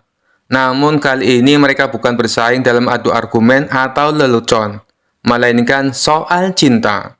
Ada seorang gadis cantik bernama Zainab yang membuat kedua sahabat itu tergila-gila. Abu Jahil yang selalu merasa dirinya lebih unggul berkata kepada Abu Nawas, "Dengar Abu Nawas, Zainab itu pasti akan memilihku. Aku punya pakaian terbaik, uang yang banyak, dan wajah tampan." Abu Nawas tersenyum santai. "Abu Jahil, kau lupa, cinta itu bukan soal pakaian atau uang. Yang penting adalah pesona alami, dan itu adalah aku." Keduanya sepakat untuk mencoba memikat Zainab secara langsung. Abu Jahil yang lebih dulu tiba di rumah Zainab membawa sekeranjang besar buah-buahan mahal. Ia mengetuk pintu dan berkata dengan penuh percaya diri, "Zainab, ini buah-buahan dari kebunku, semua untukmu sebagai tanda cintaku." Zainab tersenyum sopan dan menerima buah itu, tapi dalam hati ia merasa biasa saja. Giliran Abu Nawas datang, ia hanya membawa sepotong kue kecil. Saat Zainab membuka pintu, Abu Nawas berkata, "Zainab, ini kue sederhana untukmu. Aku tahu kau pasti lelah karena banyak pria datang membawakan hadiah besar. Jadi, aku hanya ingin membantumu merasa ringan."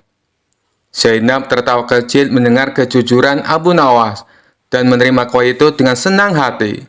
Namun, Zainab masih bingung siapa yang harus dipilih. Akhirnya, ia memberikan tantangan kepada keduanya. "Jika kalian berdua benar-benar ingin memperebutkanku, aku ingin melihat siapa yang paling mampu bekerja keras. Besok pagi, datanglah ke ladangku dan bantu aku mencangkul." Abu Jahil langsung merasa tertekan. Ia terkenal malas dan hanya pandai bicara. Sementara itu, Abu Nawas terlihat percaya diri. Keesokan harinya, keduanya tiba di ladang. Abu Jahil yang ingin terlihat hebat mulai mencangkul dengan penuh semangat. Tetapi hanya bertahan 5 menit sebelum ia kelelahan. Sementara itu, Abu Nawas duduk di bawah pohon sambil berpikir, "Zainab, aku tahu mencangkul itu penting, tapi bukankah lebih baik aku membantu dengan cara yang lain?" Zainab penasaran, "Apa maksudmu Abu Nawas?" Abu Nawas mengambil suling kecil dari kantongnya dan mulai memainkan musik yang merdu. Ternyata suara suling itu membuat beberapa petani yang lewat tertarik untuk membantu mencangkul ladang Zainab. Dalam waktu singkat, seluruh ladang selesai dicangkul. Zainab tersenyum lebar melihat hasilnya. Ia berkata kepada Abu Jahil, "Kau bekerja keras, tapi sayangnya kau cepat lelah."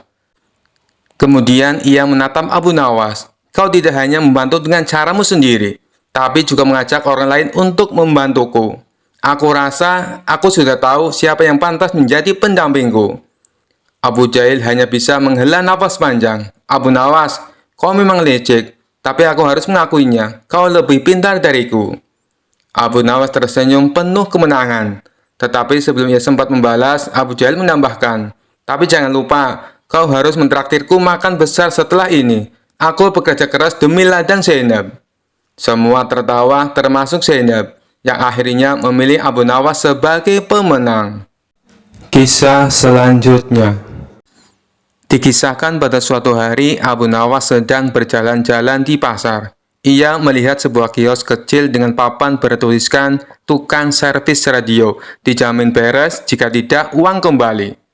Abu Nawas berhenti sejenak, membaca tulisan itu dengan seksama, lalu tersenyum lebar. Ia berpikir untuk menguji keahlian tukang servis tersebut. Abu Nawas pulang ke rumah dan mencari sesuatu. Ia menemukan sebuah kotak kayu tua yang bentuknya mirip radio. Dengan sedikit kreativitas, ia menambahkan beberapa tombol palsu dari kayu dan sebuah antena bengkok. Kotak itu kini terlihat seperti radio tua yang sudah rusak. Ia membawa radio itu ke kios tukang servis. Assalamualaikum, sapa Abu Nawas. Waalaikumsalam, Tuan. Silakan, ada yang perlu saya perbaiki? Jawab si tukang servis dengan ramah. Abu Nawas menyerahkan radio itu sambil berkata, radio ini sudah lama tidak menyala. Tolong perbaiki agar kembali berfungsi dengan baik. Tukang servis menerima radio itu, memperhatikan sebentar lalu bertanya, ini radio jenis apa ya? Kok kelihatannya unik sekali? Abu Nawas menjawab dengan serius, ini radio keluaran kuno, warisan nenek moyangku. Tetapi kalau kau berhasil memperbaikinya, aku akan memberimu bayaran ekstra. Tukang servis mulai membongkar radio tersebut. Ia memeriksa antena, tombol-tombol, dan bagian dalamnya. Namun semakin ia memeriksa, semakin bingung. Karena radio itu ternyata hanyalah kotak kayu kosong. Tuan, ini bukan radio, ini hanya kotak kayu, seru tukang servis.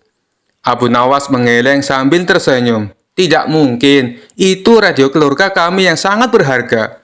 Kalau kau bisa memperbaikinya, aku minta uangku kembali sesuai jaminan di papanmu. Tukang servis terdiam. Ia tak ingin kalah, lalu ia berkata, baiklah Tuan, beri aku waktu 1 hari untuk memperbaiki radio ini. Keesokan harinya, Abu Nawas datang kembali. Tukang servis menyerahkan radio itu sambil berkata, ini sudah selesai Tuan, saya berhasil memperbaikinya. Abu Nawas terkejut, bagaimana mungkin, apa yang kau lakukan? Tukang servis menjawab sambil tersenyum, saya memasang kembali semua komponen yang rusak, membersihkan antena dan menyelaraskan tombol-tombolnya. Sekarang radio ini dalam kondisi terbaik. Abu Nawas memeriksa radio itu lalu berkata, tapi kenapa tidak ada suara apapun? Tukang servis menjawab, karena radio ini jenis kuno Tuan, radio ini hanya menyala jika pemiliknya bernyanyi sendiri. Silakan coba. Abu Nawas tertawa terbahak-bahak. Ia mengakui kecerdikan tukang servis tersebut. Baiklah, kau menang kali ini. Ini bayaranmu dan tambahan uang ekstra seperti janjiku. Tukang servis tersenyum puas, sementara Abu Nawas pulang dengan hati lega, meskipun ia tidak berhasil menjebak tukang servis yang cerdik tersebut. Sejak saat itu, mereka berdua menjadi sahabat baik dan sering berbagi cerita lucu. Kisah selanjutnya. Dikisahkan Abu Nawas pergi ke negeri seberang yang terdapat sebuah kerajaan aman, adil, makmur, dan sentosa, karena dipimpin oleh raja yang bijaksana. Sang raja sudah memimpin sejak usia muda hingga sekarang. Di masa tua belum pernah digantikan oleh siapapun. Dan rakyatnya tidak pernah keberatan karena raja memerintah dengan adil. Suatu hari raja merasa jenuh. Dia ingin istirahat menjadi raja selama setahun. Namun uniknya tidak menyerahkan posisi raja kepada anak keturunannya, tetapi malah mengadakan sayembara untuk mencari sosok yang pantas menjadi raja. Disebarlah pengumuman ke seluruh negeri. Siapapun boleh menjadi raja, mulai rakyat jelata sampai kaum bangsawan. Tetapi ada 2 syarat yang harus dijalani. Syarat pertama, dia akan dijadikan raja selama setahun. Syarat kedua, setelah menjadi raja selama setahun, maka harus diasingkan di sebuah hutan belantara yang dihuni ribuan hewan buas. Syarat pertama tentu saja bukan masalah besar, justru merupakan suatu keberuntungan. Namun syarat kedua membuat orang-orang yang berhasrat menjadi raja akan berpikir dua kali. Karena semua orang tahu seperti apa hutan belantara yang penuh dengan binatang buas. Karena itulah sayembara tersebut belum ada yang berani mengajukan diri menjadi seorang raja. Akhirnya datang seorang pemuda yang menyatakan kesanggupannya menjadi raja dan menerima dua syarat tersebut. Pemuda ini sebenarnya adalah pemuda biasa yang ingin merasakan bagaimana nikmatnya menjadi raja, karena selama ini ia hidup pas-pasan. Diangkatlah dia menjadi raja, dan mulai saat itu mendapat pelayanan layaknya seorang raja. Harta berlimpah, wanita cantik, makan dan minuman enak, serta fasilitas istimewa lainnya. Tapi sayang, ternyata ketakutannya akan kematian membuatnya tidak bisa menikmati semua itu. 3 bulan pertama, dia mulai gelisah, karena umurnya tinggal 9 bulan lagi. 3 bulan kedua, ia makin tidak tenang makan, tidur pun tidak nyenyak. 3 bulan ketiga, dia mulai menyesali keputusannya menjadi raja. 3 bulan terakhir, si pemuda makin stres berat, karena hidupnya tinggal beberapa bulan lagi, dan kesenangan yang dicari selama ini tidak bisa dirasakan. Ketika masa jabatan sebagai raja sudah berakhir, lalu dibawanya dia ke hutan belantara. Tidak butuh waktu lama, terdengar kabar ke seluruh negeri jika pemuda itu tewas dimakan binatang buas. Adanya peristiwa tersebut membuat orang-orang kian enggan melamar menjadi raja. Tapi ternyata masih saja ada pemuda lain yang ingin melamar menjadi raja. Diangkatlah pemuda kedua ini menjadi seorang raja. 3 bulan pertama menjadi raja, ia puas-puaskan berpesta, karena sadar hidupnya tidak akan lama lagi. 3 bulan kedua dan berikutnya, hari-harinya ia habiskan dengan foya-foya dan pesta pora. Bulan berganti bulan, pestanya makin gila-gilaan. Ia sudah tidak peduli lagi pada apapun. Dia hanya ingin bersenang-senang sebelum mati setelah jabatannya sebagai raja berakhir. Lalu dibuanglah dia ke hutan belantara. Tidak berapa lama terdengar kabar bahwa si pemuda kedua tewas diterkam singa. Tubuhnya dicabik-cabik dan jadi rebutan para singa. Peristiwa ini membuat banyak orang melupakan mimpi menjadi seorang raja. Mereka masih penasaran, apakah masih ada orang yang cukup bodoh untuk melamar menjadi raja. Suatu hari, Abu Nawas mampir ke negeri tersebut dengan tujuan menemui sahabat lamanya, yang kebetulan merupakan penduduk di sana. Sesampainya di negeri itu, dengan penuh kehangatan Abu Nawas disambut temannya. Mereka berdua saling melepas kangen satu sama lainnya. Di sela-sela obrolannya, Abu Nawas merasa iba dengan kondisi sahabatnya itu. Ia kini hidup miskin, tinggal di gubuk kecil reot, hanya seorang diri. "Mana istrimu?" tanya Abu Nawas. "Semenjak aku jatuh miskin, ia pergi meninggalkanku," jawab sahabat. "Ya sudah, yang sabar ya. Yang penting kamu jangan tinggalkan sholat. Jangan lupa berdoa kepada Allah, agar Allah membukakan pintu rezeki untukmu," tutur Abu Nawas. "Alhamdulillah, aku tidak pernah tinggalkan sholat. Bahkan aku sekarang rajin berpuasa sunnah," balas sahabatnya. "Oh iya, ngomong-ngomong, mana nih makanannya? Dari tadi kenapa belum keluar?" celetuk Abu Nawas. "Maaf Abu Nawas, aku sudah tidak punya apa-apa. Aku sendiri kadang sehari makan, kadang tidak," ujar sahabatnya. Mendengar hal itu membuat hati Abu Nawas makin terenyuh. "Kenapa tidak mencari kerja? Upahnya kan bisa untuk beli makanan," tanya Abu Nawas. Setiap hari aku keluar untuk cari pekerjaan, tapi belum juga dapat. Mungkin belum rezekiku, jawab sang sahabat. Kalau mau nekat sih sebenarnya aku bisa, bahkan aku bisa menjadi raja dan kaya raya. Tapi itu hanya sementara, setelah itu aku mati diterkam binatang buas di hutan belantara. Kata sahabatnya melanjutkan. Maksudmu bagaimana? Tanya Abu Nawas heran. Kemudian sahabatnya itu memberitahu tentang sayembara yang diadakan rajanya. Mendengar sayembara tersebut, Abu Nawas terdiam sejenak. Tiba-tiba terlintas di benak Abu Nawas sebuah ide yang cemerlang. Kamu ingin hidup kaya? Aku akan membantumu. Sekarang juga antaran aku ke hadapan rajamu. Aku mau mendaftar menjadi raja. Ucap Abu Nawas. Kamu gila ya? Jangan Abu Nawas, itu sama saja bunuh diri. Cegah sahabatnya. Sudahlah, turuti saja perkataanku, timpal Abu Nawas. Maka diantaralah Abu Nawas ke istana untuk menemui sang raja. Ada perlu apa kalian datang kemari? Tanya sang raja. Maaf Tuan Raja, hamba Abu Nawas dari negeri seberang ingin mendaftar menjadi raja. Itu pun kalau Tuan Raja mengizinkan, ucap Abu Nawas. Oh, tentu saja boleh. Siapapun dipersilakan menjadi raja. Tapi ada dua syarat yang harus dijalani, ujar sang raja.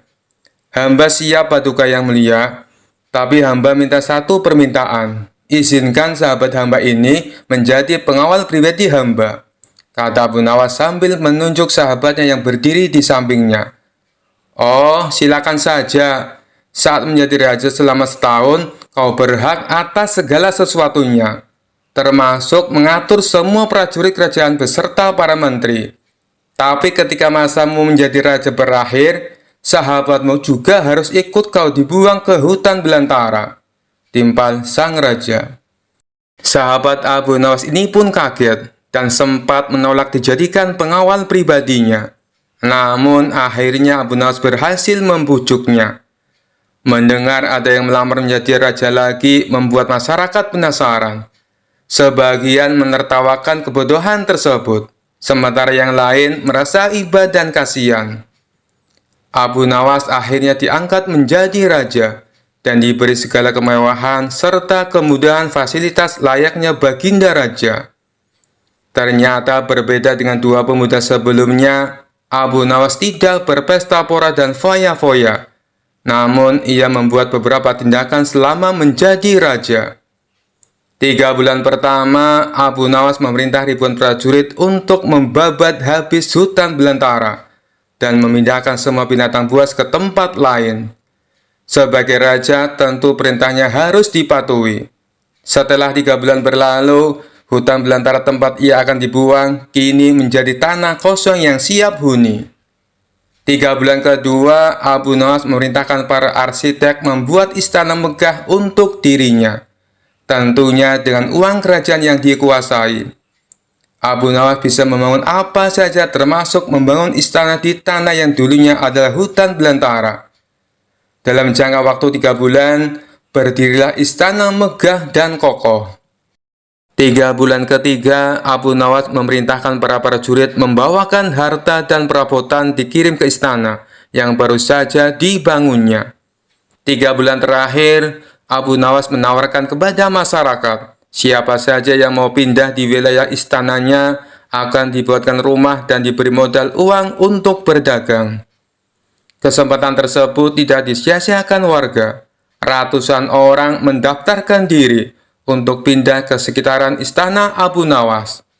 Selama 3 bulan terakhir, tempat yang tadinya hutan belantara kini berubah menjadi pemukiman penduduk. Bahkan di sana Abu Nawas mempunyai istana dengan dipenuhi harta kekayaan. Akhirnya habislah masa jabatan Abu Nawas sebagai raja. Sesuai perjanjian, Abu Nawas dan sahabatnya dibuang ke hutan belantara yang kini sudah menjadi pemukiman penduduk. Sesampainya di sana, Abu Nawas dan sahabatnya memasuki istana barunya. Ini semua untukmu. Kau sekarang sudah menjadi orang kaya raya. Tapi jangan lupa bersedekah. utur Abu Nawas. Sahabatnya itu terkejut bukan main. Ia langsung merangkul Abu Nawas dan mengucapkan terima kasih. Akhirnya Abu Nawas pun pamit pulang kembali ke negerinya. Kisah selanjutnya. Suatu hari raja mengadakan pertemuan besar di istana, di mana hadir seorang ateis terkenal yang selalu meragukan keberadaan Tuhan. Orang itu sangat pandai berbicara dan berdebat, selalu mempertanyakan segala sesuatu dengan logika yang tajam, terutama tentang penciptaan alam semesta. Di hadapan raja dan para tamu, si ateis mulai melontarkan pertanyaannya yang selalu ia andalkan. Jika Tuhan benar-benar ada, mengapa aku tidak bisa melihatnya? Bagaimana alam semesta ini diciptakan? Bukankah segala sesuatu harus bisa dijelaskan dengan akal? Raja yang mulai kesal mendengar ocehan ateis itu akhirnya memanggil Abu Nawas untuk menjawab pertanyaan yang tampak rumit tersebut. Abu Nawas, aku ingin kau membantu menjawab pertanyaan si ateis ini. Bisakah kau menjelaskan dengan caramu yang cerdas? Abu Nawas dengan gaya santainya tersenyum dan berkata, Tuanku, hamba akan mencoba, tapi hamba butuh segelas air susu untuk membantuku menjawab pertanyaan ini. Raja mengangguk dan tak lama kemudian seorang pelayan membawa segelas air susu. Abu Nawas menerima gelas itu, lalu menoleh ke arah si ateis. Saudaraku yang ateis, kata Abu Nawas sambil mengangkat gelas susu itu, katakan padaku, dari mana asal susu ini? Si ateis menjawab dengan mudah, susu berasal dari sapi, tentu saja. Sapi yang makan rumput dan dari proses pencernaan yang rumit menghasilkan susu. Abu Nawas tersenyum lalu bertanya lagi, baik, kau benar. Tapi apakah kau bisa menjelaskan mengapa susu yang keluar dari sapi ini berwarna putih, padahal yang dimakannya rumput hijau? Si ateis terkejut, tidak siap dengan pertanyaan seperti itu. Ia berpikir sejenak dan berkata, itu proses biologi. Ada reaksi kimia di dalam tubuh sapi yang mengubah rumput menjadi susu. Abu Nawas tersenyum lagi, lalu mengajukan pertanyaan terakhir. Jika semua ini hanya proses alami, bisa kau tunjukkan di mana letak keajaiban atau kebijaksanaan Tuhan dalam segelas susu ini? Si ateis mulai merasa tidak nyaman. Ia mencoba menjelaskan dengan kata-kata rumit, tetapi semakin panjang penjelasannya, semakin tak jelas ujungnya. Melihat si ateis mulai bingung, Abu Nawas kemudian berkata dengan tenang, Saudaraku, sesederhana segelas susu, kita tak sepenuhnya memahami semua proses yang terjadi. Kita tahu ada rumput hijau yang dimakan sapi, lalu keluar susu putih. Tetapi tak seorang pun bisa menjelaskan dengan sempurna bagaimana proses yang kompleks itu terjadi dengan sendirinya. Sama halnya dengan alam semesta ini. Kau mungkin tidak bisa melihat Tuhan dengan matamu, tapi bukti kebijaksanaannya ada di setiap proses di alam ini. Lalu Abu Nawas meminum segelas susu itu dan menambahkan, seperti segelas susu ini, kita tahu hasilnya, tetapi tidak semua proses di baliknya bisa kita lihat atau pahami. Hanya karena kau tak bisa melihat Tuhan, bukan berarti Dia tidak ada. Kau tidak bisa melihat bagaimana rumput berubah menjadi susu, tapi hasilnya nyata dan bisa kita nikmati. Si ateis terdiam, tidak bisa membantah lagi. Ia akhirnya sadar bahwa tidak semua hal bisa dijelaskan hanya dengan logika manusia. Raja tertawa puas dan para hadirin bertepuk tangan, mengagumi kecerdasan Abu Nawas dalam menjawab pertanyaan sulit dengan cara yang sederhana namun tepat. Abu Nawas, sekali lagi kau telah membuktikan kebijaksanaanmu, kata raja sambil tersenyum. Dengan segelas susu, kau telah menunjukkan kekuasaan Tuhan yang bahkan tidak bisa dilihat oleh orang yang paling pandai sekalipun. Kisah selanjutnya. Dikisahkan suatu hari di sebuah pasar yang ramai, orang-orang berkumpul di tengah keramaian. Mereka heboh karena dua tokoh terkenal sedang beradu mulut, bukan karena marah, tapi karena debat seru antara Abu Nawas dan Wali Paidi. Wali Paidi berkata lantang, "Menurut saya, orang paling bijak itu adalah orang yang bisa tidur di mana saja, makan apa saja, dan tetap bahagia." Abu Nawas mengangkat alis dan menjawab, "Kalau begitu, kambing lebih bijak dari manusia, karena dia bisa tidur di jalan, makan daun, dan selalu bahagia." Orang-orang langsung tertawa. Tapi Wali Baiti tak kalah cerdik. "Lah kamu itu Abu Nawas, pintar sih pintar, tapi mukamu kelihatan kayak orang banyak hutang." Abu Nawas menjawab santai, "Itu karena aku sedang meniru wajah sabar Nabi Ayub. Coba kamu, wajahmu kok seperti orang baru kelar rebutan sandal di masjid." Orang-orang makin ngakak. Kemudian Wali Baiti menguji Abu Nawas. "Kalau kamu benar-benar cerdas, jawab ini. Mana yang lebih berat? 1 kilogram kapas atau 1 kilogram besi?" Abu Nawas menjawab cepat, "Yang lebih berat adalah pertanyaanmu, karena semua orang tahu jawabannya sama, tapi tetap ditanya." Wali Baiti melongo, lalu tertawa sambil menepuk jidat. "Astagfirullah, ini orang licin kayak belut dikasih minyak zaitun." Kemudian Abu Nawas balik bertanya, "Sekarang aku tanya, mana yang lebih besar? Orang yang banyak ilmunya atau orang yang banyak hutangnya?" Wali Baiti tersenyum santai, "Tentu orang yang banyak hutangnya." Abu Nawas heran, "Loh, kenapa?" Wali Baiti menjawab, "Karena tiap malam dia lebih khusyuk berdoa dan pasrah, sementara yang banyak ilmu kadang malah lupa berdoa." Semua orang terdiam, lalu ngakak bareng. Akhirnya Abu Nawas dan Wali Baiti saling mengangguk.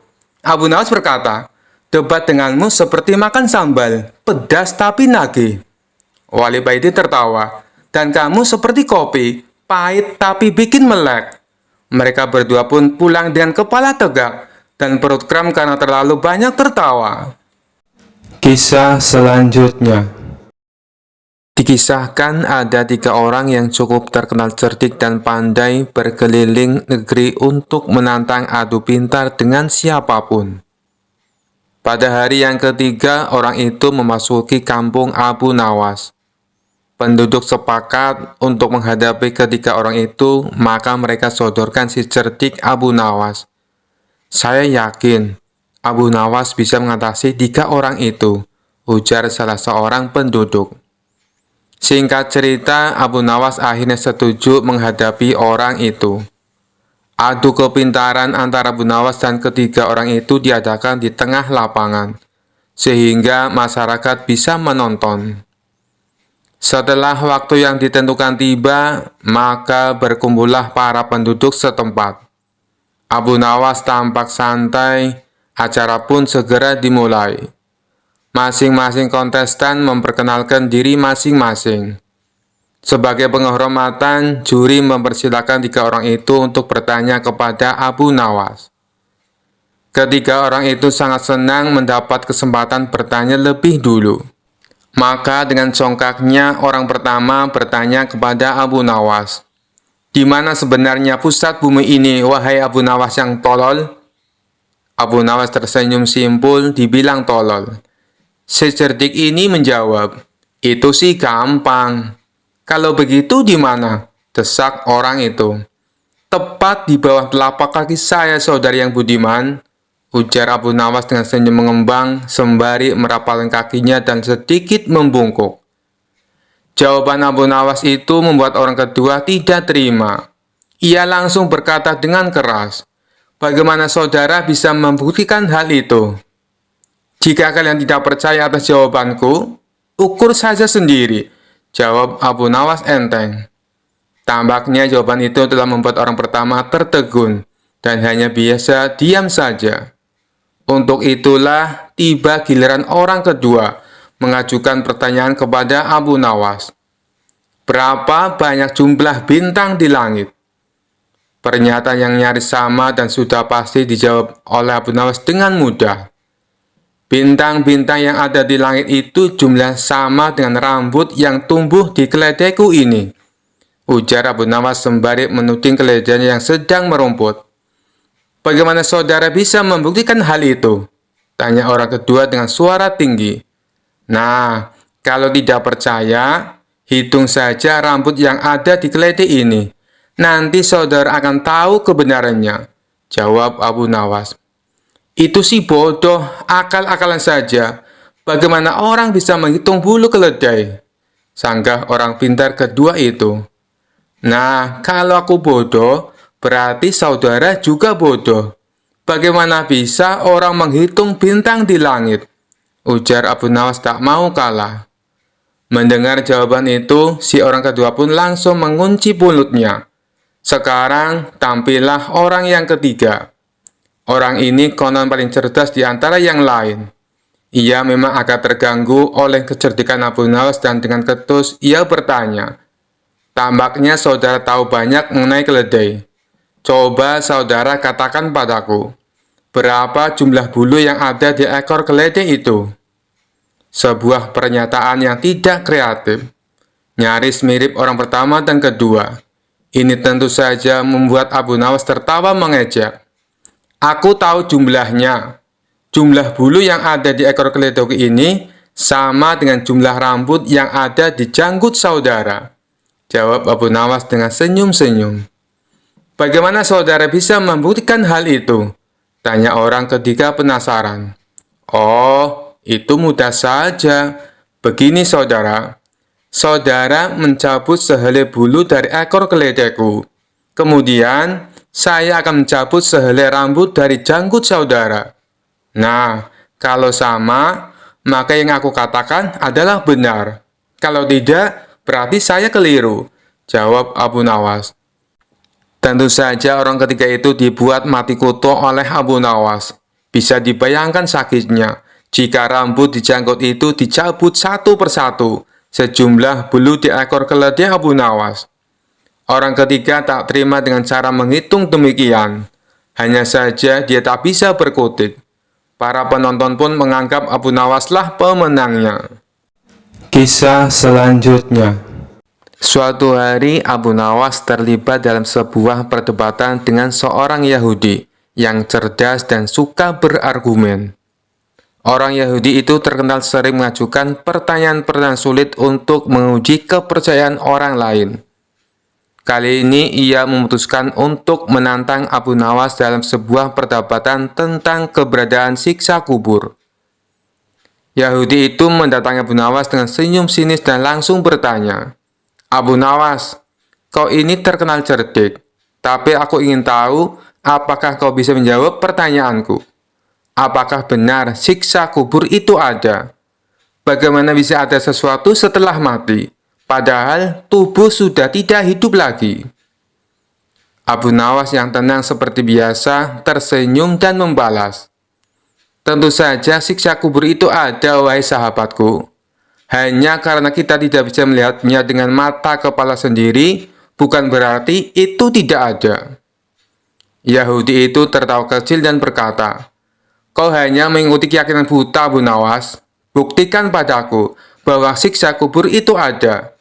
Karena selama ini, aku belum pernah mendengar seseorang keluar dari kuburnya dan memberitahu bahwa dia mengalami siksa." Abu Nawas mengelus jenggotnya, berpikir sejenak, lalu berkata dengan nada serius, "Baiklah, kalau kau ingin bukti, aku akan memberimu bukti sekarang juga. Tapi aku butuh bantuanmu sedikit." Yahudi itu penasaran dan setuju. "Baik, aku siap membantumu, Abu Nawas. Apa yang harus kulakukan?" Abu Nawas lalu menunjuk sebidang tanah di dekatnya dan berkata, "Pertama-tama, kita harus menggali lubang kecil. Kau akan masuk ke dalamnya, dan aku akan menutupmu dengan tanah sejenak. Kemudian, aku akan bertanya apakah kau merasakan sesuatu. Jika kau merasakan apapun, mungkin itu bisa menjadi bukti bahwa siksa kubur itu memang ada."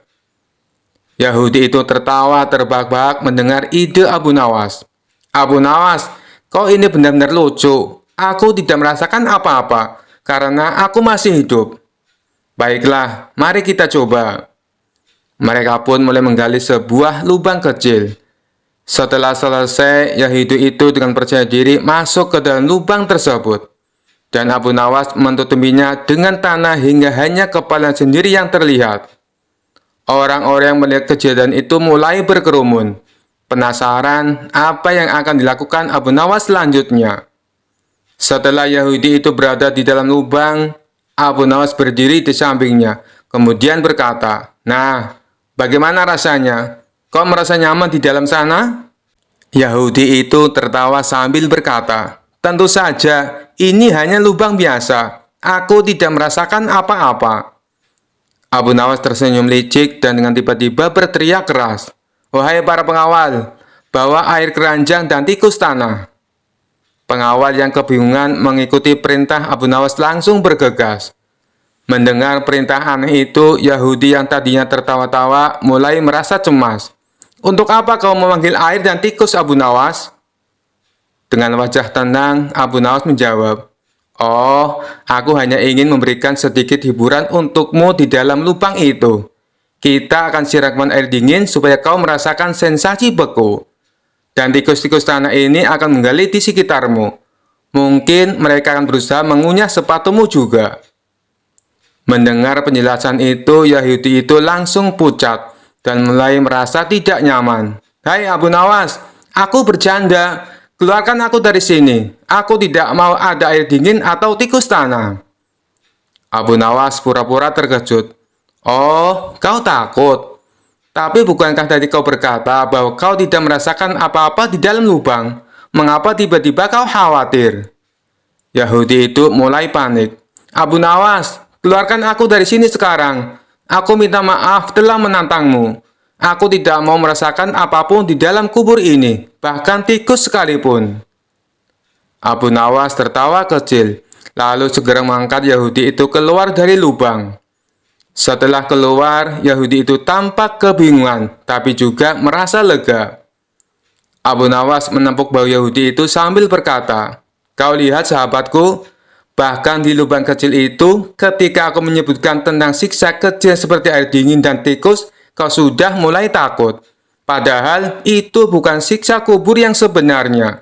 Bayangkan jika kau berada di dalam kubur yang sesungguhnya dan merasakan siksa yang tidak bisa kau bayangkan." Yahudi itu terdiam, merenungi kata-kata Abu Nawas.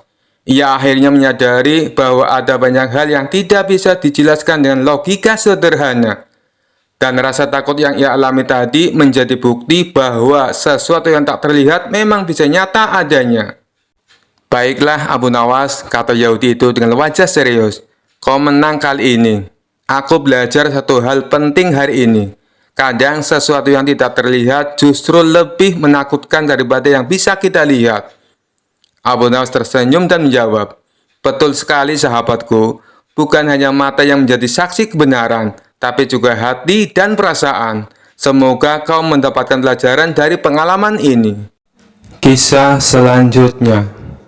Suatu hari, raja kembali memanggil Abu Nawas ke istana untuk memberi perintah aneh lagi.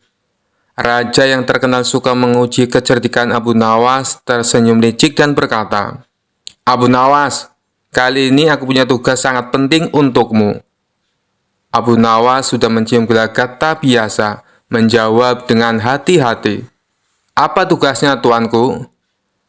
Raja dengan suara lantang berkata, "Aku ingin kau pergi dan mencari ujung bumi. Bawa aku laporan tentang apa yang ada di sana.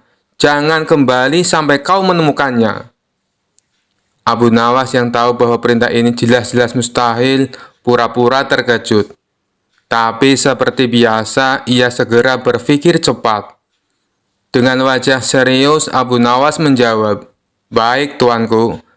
Hamba akan mencari ujung bumi, tapi hamba butuh beberapa persiapan." Raja mengangkat alis penasaran. "Apa yang kau butuhkan kali ini, Abu Nawas?" Abu Nawas dengan tenang menjawab, "Karena perjalanan ini sangat jauh dan berbahaya, hamba butuh bekal yang cukup besar. Sekitar 100 unta penuh dengan makanan, minuman, dan persediaan lainnya. Selain itu, hamba juga butuh pasukan kecil untuk melindungi hamba dari bahaya selama perjalanan." Raja berpikir sejenak lalu setuju. "Baiklah, aku akan berikan semua yang kau minta. Tapi ingat, jangan kembali sebelum kau menemukan ujung bumi. Abu Nawas tersenyum dan berjanji akan melakukan tugasnya dengan baik. Lalu ia segera memulai perjalanannya dengan 100 unta penuh bekal dan pasukan kecil yang menyertainya. Selama beberapa minggu, Abu Nawas dan rombongannya berkeliling kota, berpura-pura sedang dalam perjalanan jauh. Setiap hari, ia dan pasukannya beristirahat, makan enak, dan menikmati hidup. Sementara orang-orang di kota berpikir Abu Nawas sedang melakukan perjalanan untuk mencari ujung bumi. Setelah beberapa waktu, Abu Nawas merasa cukup. Ia lalu memerintahkan pasukannya untuk kembali ke istana. Saat tiba di depan raja, Abu Nawas melaporkan dengan penuh kepercayaan diri. "Tuanku, hamba telah pergi mencari ujung bumi, dan hamba punya kabar penting." Raja yang sangat penasaran bertanya, "Apa yang kau temukan, Abu Nawas? Apakah kau menemukan ujung bumi?" Abu Nawas mengangguk serius dan menjawab, "Benar, tuanku, hamba telah menemukannya. Ternyata ujung bumi itu adalah tempat di mana langit dan bumi bertemu, tepat di pintu gerbang istana ini." Raja tercengang mendengar jawaban itu. "Apa maksudmu, Abu Nawas?" Dengan cerdik, Abu Nawas menjelaskan, "Setelah perjalanan jauh, hamba menyadari bahwa setiap kali kita berjalan lebih jauh, bumi tampaknya tak berujung.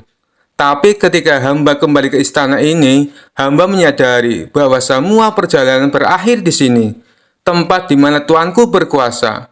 Inilah ujung bumi, karena di sini segala sesuatu bermula dan berakhir." Raja terdiam sejenak, berpikir keras. Ia tahu Abu Nawas sedang bermain-main dengan logika, tapi jawaban itu sangat masuk akal dan filosofis. Akhirnya Raja tertawa terbahak-bahak dan berkata, "Abu Nawas, kau memang tak pernah gagal membuatku kagum. Kau telah melaksanakan tugasmu dengan baik. Ujung bumi memang berada di sini, di bawah kekuasaanku." Semua orang istana ikut tertawa, sementara Abu Nawas tersenyum puas. Sekali lagi ia berhasil keluar dari tugas mustahil dengan cara yang cerdik dan kocak, membuat raja tak bisa berkata apa-apa selain tertawa. Kisah selanjutnya. Dikisahkan suatu hari Abu Nawas sedang duduk santai di bawah pohon besar di tepi sungai. Angin semilir membuatnya hampir terlelap. Namun tiba-tiba muncul suara dari balik semak-semak. "Abu Nawas, wahai manusia cerdas." Suara itu terdengar serak tapi penuh daya tarik. Abu Nawas membuka matanya perlahan. "Siapa yang memanggilku?" Dari balik semak keluarlah sosok dengan tanduk kecil di kepala dan senyum licik. Itu adalah setan. Tapi setan ini terlihat berbeda. Rambutnya tersisir rapi, memakai jubah mewah dan membawa tongkat kayu ukir. "Aku adalah setan yang sedang bertobat," katanya dengan suara dramatis. Abu Nawas mengerutkan dahi. "Setan bertobat? Jangan bercanda. Apa yang kau inginkan dariku?" Setan itu duduk di samping Abu Nawas dengan gaya sok akrab. "Begini Abu Nawas, aku sudah bosan menyesatkan manusia. Aku ingin hidup damai, tapi aku butuh bantuanmu untuk memahami bagaimana manusia bisa hidup bahagia tanpa tergoda." Abu Nawas tertawa kecil. "Hidup bahagia tanpa tergoda? Kau bertanya pada orang yang sering tergoda makanan gratis." Setan tersenyum lebar. "Tepat sekali, itu sebabnya aku memilihmu. Tapi sebelum aku benar-benar bertobat, aku ingin menunjukkan sesuatu yang mungkin membuatmu tergoda. Apakah kau sanggup menolaknya?" "Baiklah," kata Abu Nawas sambil bersandar. "Coba kau tunjukkan." Setan mengibaskan tongkatnya, dan tiba-tiba di hadapan Abu Nawas muncul peti harta karun penuh emas dan permata. "Abu Nawas, semua ini bisa menjadi milikmu jika kau bersedia memujiku satu kali saja," bujuk setan dengan nada menggoda. Abu Nawas menggaruk-garuk kepala, pura-pura berpikir keras. "Memujimu hanya satu kali untuk semua ini? Itu terlalu mudah. Tapi tunggu dulu, bukankah kau setan? Kalau aku memujimu, aku pasti masuk jebakanmu." Setan tertawa kecil. "Tapi kau cerdas Abu Nawas, aku yakin kau bisa lolos tanpa terkena dosa." Abu Nawas mendekati peti harta itu, memeriksa isinya, lalu berkata, "Baiklah, aku akan memujimu, tapi tunggu sebentar." Abu Nawas mengambil sandal bututnya, memukulkan ke tanah 3 kali, lalu berteriak, "Wahai pasir, wahai debu, terima kasih karena telah mengizinkanku memandang harta ini tanpa memilikinya." Setan melongo, "Hai, aku yang menunjukkan harta ini. Kenapa kau malah memuji pasir dan debu?" Abu Nawas tertawa terbahak-bahak. "Kau hanya menunjukkan ilusi, wahai setan. Tapi pasir dan debu inilah yang nyata, menopang langkahku setiap hari." Setan merasa malu telah dipermainkan. "Abu Nawas, kau benar-benar licik. Tidak heran banyak manusia yang mengagumimu." Abu Nawas tersenyum sambil mengusir setan itu dengan tongkat kayu. "Pergilah, wahai setan. Jangan coba-coba menggoda orang yang sudah tahu trikmu." Setan pun lari terbirit-birit. Abu Nawas kembali bersandar di bawah pohon sambil tertawa kecil. Setan pun harus belajar. Tidak semua manusia bisa dibodohi. Malam itu Abu Nawas tidur nyenyak, puas telah mengalahkan rayuan setan tanpa kehilangan akal sehatnya. Kisah selanjutnya. Abu Nawas dikenal sebagai penyair dan juga sosok jenaka yang penuh dengan kecerdasan. Sejak tinggal di Baghdad, Abu Nawas memiliki hubungan kedekatan dengan Baginda Raja Harun al-Rasyid, karena dirinya sering memberikan solusi kenegaraan bagi Baginda Raja. Akan tetapi hari itu sebuah pemandangan langka terjadi.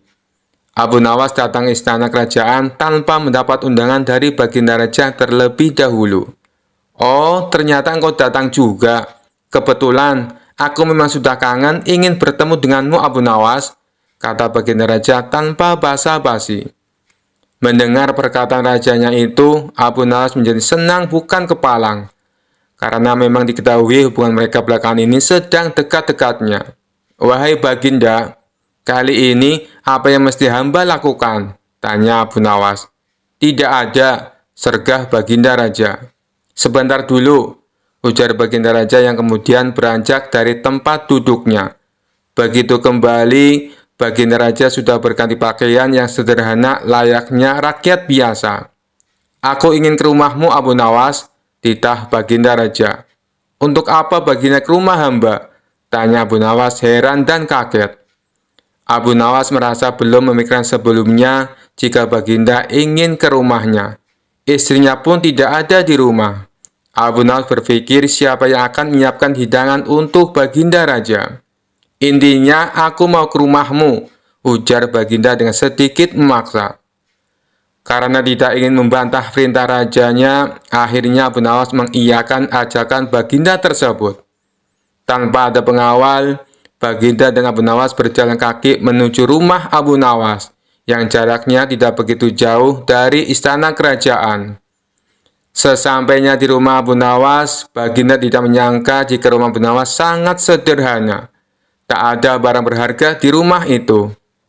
"Di mana istrimu, Abu Nawas?" tanya Baginda Raja. "Istri hamba sedang menjenguk orang tuanya, Baginda," jawab Abu Nawas. "Kebetulan saya datang ke rumahmu ingin belajar tentang kebijaksanaan hidup darimu," kata Baginda. Abu Nawas masih belum mengerti dengan maksud Baginda Raja. Ia hanya berpikir sejenak. Abu Nawas menyadari permintaan Baginda tidak mungkin bisa ditolak. Setelah berpikir, akhirnya ia mengerti bahwa kebijaksanaan yang dapat dipelajari dengan praktek. Baginda juga tidak keberatan menemani Abu Nawas dan melihat perilakunya. Dengan demikian, malam itu Baginda tidak kembali ke istana. Baginda berencana menginap di rumah Abu Nawas. Abu Nawas lalu menggosok-gosok sebuah kayu membuat api. Api kecil itu ditiup-tiupnya hingga menyala. "Mengapa api itu engkau tiup, Abu Nawas?" tanya Baginda Raja penasaran. "Agar panas dan lebih besar apinya, Baginda," jawab Abu Nawas. Setelah api itu membesar, Abu Nawas kemudian memasak sop. Setelah sop itu matang, Abu Nawas menuangkannya ke dalam 2 mangkok. Ia mengambil mangkoknya dan meniup sop tersebut. "Lalu, mengapa sop itu engkau tiup, Abu Nawas?" tanya Baginda Raja lagi. "Agar lebih dingin dan enak dimakan, Baginda," jawab Abu Nawas. "Aku rasa aku tidak jadi belajar darimu," katus Baginda Raja mengagetkan Abu Nawas. Engkau tidak bisa konsisten dengan pengetahuanmu. Lanjut Baginda Raja diiringi senyum kecut dari Abu Nawas. Akhirnya Baginda Raja tidak jadi menginap di rumah Abu Nawas. Malam itu Baginda Raja memutuskan untuk pulang ke istana diantar Abu Nawas. Di tengah perjalanan, keduanya bicara tentang berbagai hal. Ngomong-ngomong, berapa umurmu Abu Nawas? Tanya Baginda Raja. 40 tahun Baginda, jawab Abu Nawas. Loh, perasaan beberapa tahun yang lalu engkau menyebut angka yang sama? Tanya Baginda Raja kembali. Hamba konsisten Baginda, jawab Abu Nawas dengan sedikit tersenyum. Karena jawaban tersebut, Baginda akhirnya mengakui bahwa Abu Nawas memiliki kecerdasan. Begitu juga akhirnya Baginda sadar telah belajar hidup bijaksana kepada Abu Nawas. Kisah selanjutnya. Pada suatu hari, Raja sedang gelisah di istana. Ia merasa bosan dengan kehidupan istana yang serba monoton. Untuk menghibur dirinya, ia memanggil Abu Nawas dan memberinya sebuah misi yang tidak biasa. Abu Nawas, kata Raja, aku mendengar ada sebuah tongkat ajaib yang bisa mengabulkan permintaan apa saja. Aku ingin kau mencarinya dan membawanya ke sini. Kalau kau gagal, aku akan memerintahkan pengawal untuk menghukummu. Abu Nawas yang terkenal licik dan penuh akal tersenyum kecil. Baginda, apakah Anda yakin tongkat seperti itu ada? Tentu saja ada, seru Raja. Aku mendengar cerita itu dari seorang pengembara. Jadi, pergilah dan jangan kembali tanpa tongkat itu. Abu Nawas pun pergi ke pasar, berpura-pura mencari tongkat ajaib. Ia bertanya kepada para pedagang, pengrajin, hingga pengemis. Tentu saja tidak ada yang tahu apa itu tongkat ajaib. Setelah seharian berkeliling, ia memutuskan untuk pulang ke rumah dengan sebuah rencana cerdik.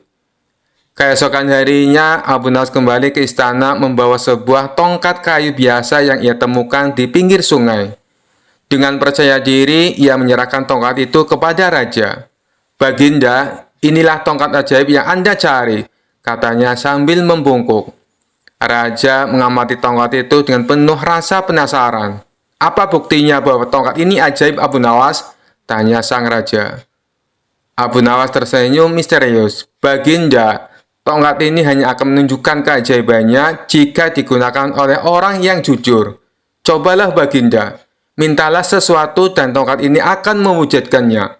Raja yang merasa dirinya sangat jujur segera mengangkat tongkat itu. Ia pun berkata, aku ingin tongkat ini memberiku sekantong emas. Tentu saja tidak ada yang terjadi. Raja mulai curiga. Kenapa tidak terjadi apa-apa Abu Nawas? Abu Nawas dengan tenang menjawab, Baginda, mungkin Anda perlu meningkatkan kejujuran Anda terlebih dahulu. Raja merah padam, tapi ia tidak mau menunjukkan rasa malunya. Ia menyerahkan tongkat itu kepada para menterinya untuk dicoba. Setiap menteri yang mencoba tongkat itu gagal menggunakannya. Ini aneh, tongkat ini tidak bekerja untuk siapapun, seru sang Raja. Akhirnya Raja kembali memanggil Abu Nawas. Abu Nawas, apa kau berani mengatakan bahwa aku dan para menteriku tidak jujur? Abu Nawas tersenyum lebar. Oh tidak Baginda, saya hanya ingin menunjukkan bahwa tidak ada yang benar-benar sempurna di dunia ini, termasuk tongkat ajaib. Karena itu lebih baik kita saling memperbaiki diri daripada bergantung pada benda-benda ajaib. Raja terdiam, lalu tertawa terbahak-bahak. Abu Nawas, kau benar-benar licik. Kau berhasil mengelabui aku lagi. Baiklah, aku akan membiarkanmu pergi kali ini. Abu Nawas membungkuk sambil berkata, terima kasih Baginda. Jika Baginda butuh tongkat ajaib lagi, saya akan mencarinya di tempat yang lebih jauh. Seisi istana pun tertawa mendengar jawaban Abu Nawas. Sementara Raja hanya bisa menggeleng-gelengkan kepala, kagum dengan kecerdikannya. Kisah selanjutnya. Dikisahkan suatu hari Abu Nawas sedang berjalan di tepi sungai sambil menikmati angin sepoi-sepoi. Tiba-tiba terdengar suara keras dari dalam air, dan muncullah seekor ikan raksasa yang sangat besar, bahkan lebih besar dari perahu nelayan. Ikan itu menatap Abu Nawas dengan mata tajam, seakan ingin memulai percakapan. "Hai manusia, kau adalah Abu Nawas yang terkenal cerdik itu bukan?" tanya ikan raksasa dengan suara yang menggelegar. Abu Nawas kaget, tapi ia cepat-cepat menguasai diri. "Benar, aku Abu Nawas, tapi aku belum pernah berdebat dengan seekor ikan sebesarmu. Apa kau ingin mengajakku berdebat?" Ikan raksasa itu tertawa, menyebabkan riak-riak besar di permukaan air. "Tentu saja, aku ingin mengujimu Abu Nawas.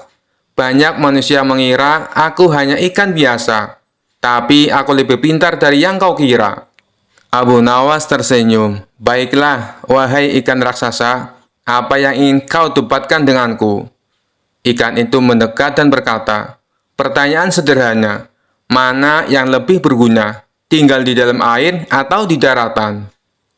Abu Nawas tertawa kecil dan menjawab, "Tentu saja di daratan. Di darat, kami manusia bisa berjalan, bekerja, memasak, dan membangun rumah. Di air, kau hanya berenang bolak-balik." Ikan itu tersenyum mengejek. "Kau tak tahu kesulitan hidup di darat, Abu Nawas. Di air, aku tidak perlu susah payah memasak, karena makananku sudah langsung tersedia. Tidak perlu rumah atau tempat tinggal, karena seluruh sungai ini adalah tempatku. Hidup di air itu lebih praktis." Abu Nawas mengangguk berpikir sebentar.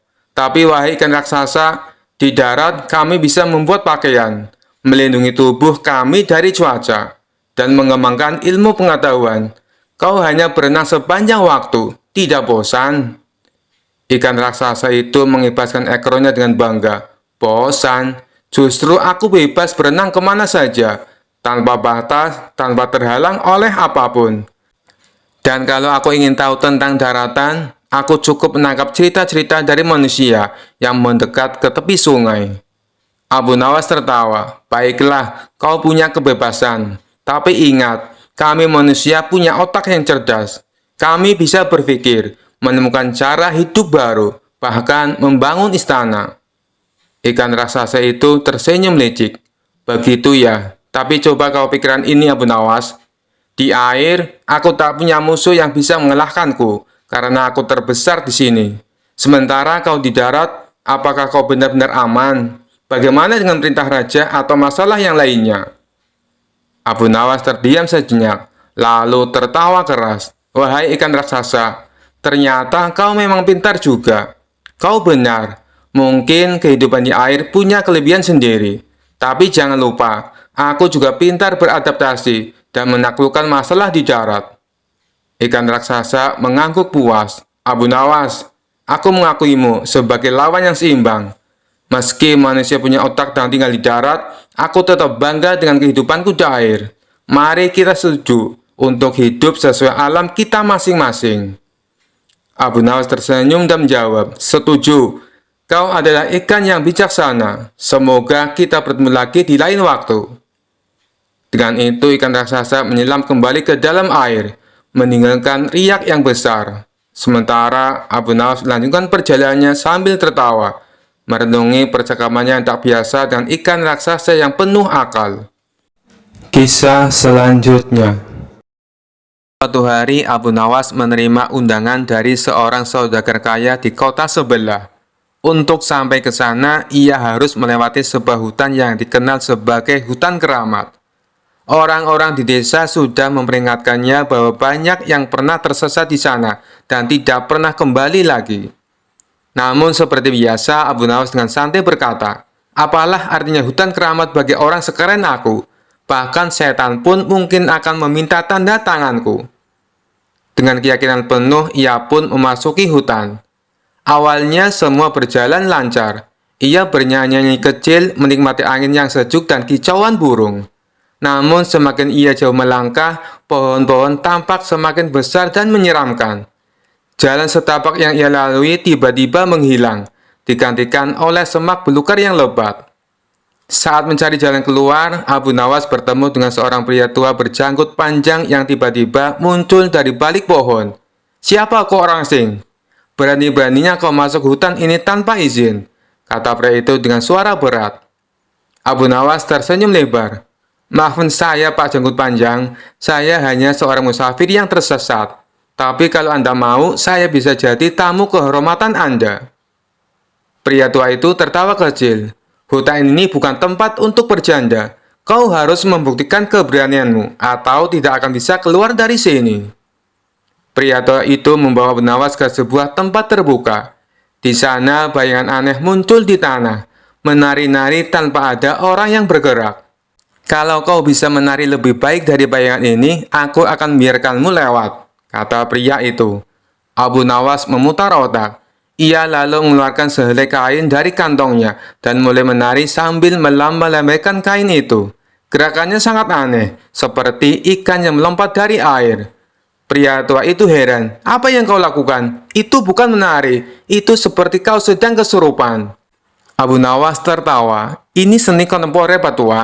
Kalau bayangan itu bisa menari bebas, kenapa saya tidak? Pria tua itu tertawa terbahak-bahak dan membiarkan Abu Nawas melanjutkan perjalanan. Di tengah perjalanan, Abu Nawas melihat patung-patung menyeramkan yang tampak seperti manusia nyata. Pria tua itu berkata, salah satu dari mereka adalah manusia hidup yang terjebak kutukan. Temukan dia jika kau ingin keluar.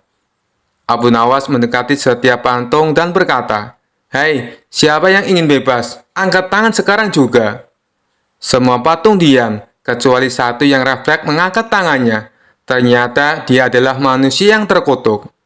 Abu Nawas tertawa. Lihat, saya bahkan bisa membuat patung angkat tangan. Sekarang, biarkan saya lewat.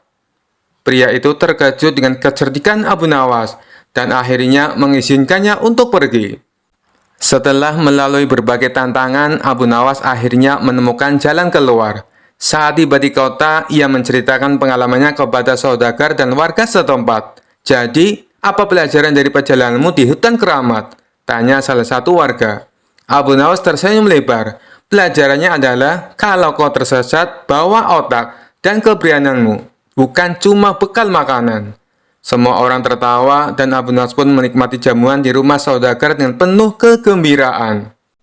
Kisah selanjutnya. Di sebuah acara di Istana Raja Harun al-Rasyid hadir seorang tamu istimewa, yaitu Habib Ba'alawi, seorang ulama dari Yaman yang terkenal membanggakan nasabnya, yang katanya tersambung langsung ke Nabi Muhammad SAW. Habib ini tidak hanya berbicara tentang ilmu agama, tetapi juga sering menyisipkan cerita tentang garis keturunannya. Aku adalah keturunan Rasulullah, maka sudah sepantasnya aku dihormati lebih dari siapapun di sini, katanya dengan suara lantang, membuat beberapa tamu istana merasa risih. Raja Harun yang tahu Abu Nawas pasti bisa menghibur suasana memanggilnya. Abu Nawas, kemarilah. Aku ingin kau berbincang dengan Habib Ba'alawi, tapi hati-hati, dia sangat membanggakan garis keturunannya. Abu Nawas dengan senyum tipisnya segera menghampiri Habib Ba'alawi. Tuan Habib, sungguh mulia nasab Anda yang tersambung langsung ke Nabi. Saya ini hanya rakyat biasa, tapi bolehkah saya bertanya? Silakan Abu Nawas, jawab Habib dengan nada tinggi, merasa posisinya lebih tinggi. Abu Nawas memulai dengan nada polos. Tuan Habib, karena nasab Anda sangat mulia, saya penasaran. Apakah kemuliaan itu otomatis membuat Anda bebas dari dosa? Habib Ba'alawi menjawab dengan yakin. Tentu saja tidak. Tapi keturunan Nabi memiliki tanggung jawab besar untuk menjaga martabat dan kehormatan. Luar biasa, kata Abu Nawas sambil mengangguk-angguk.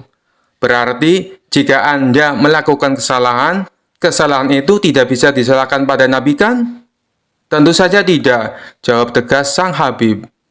Kalau begitu, Tuan Habib, lanjut Abu Nawas dengan senyum lecek.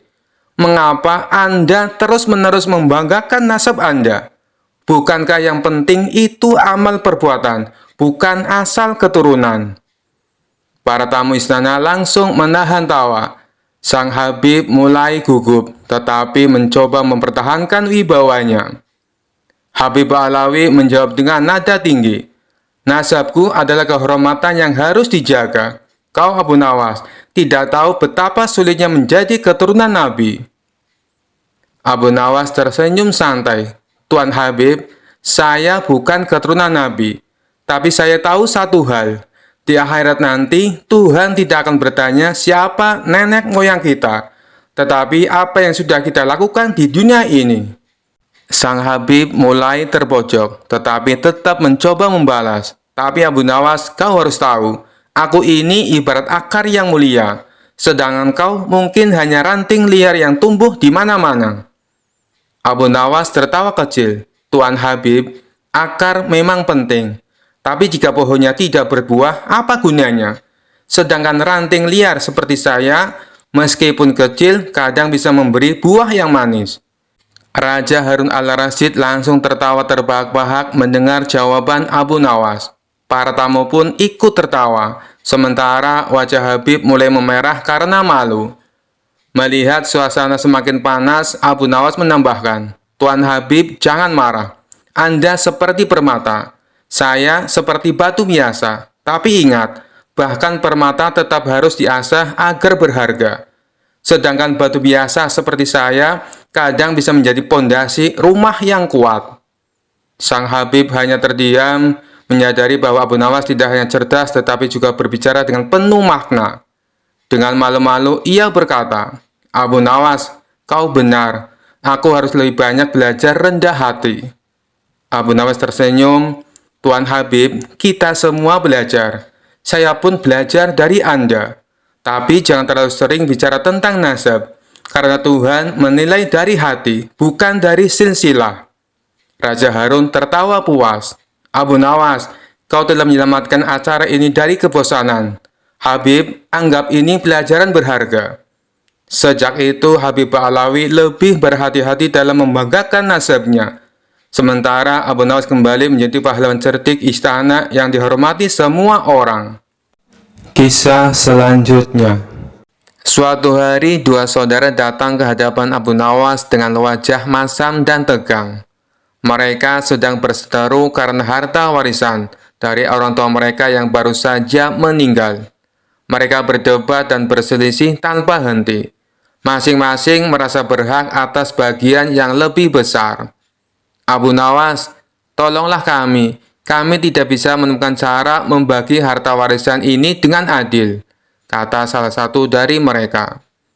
Abu Nawas yang terkenal bijaksana namun penuh akal memandang keduanya dengan tatapan serius, lalu tersenyum kecil.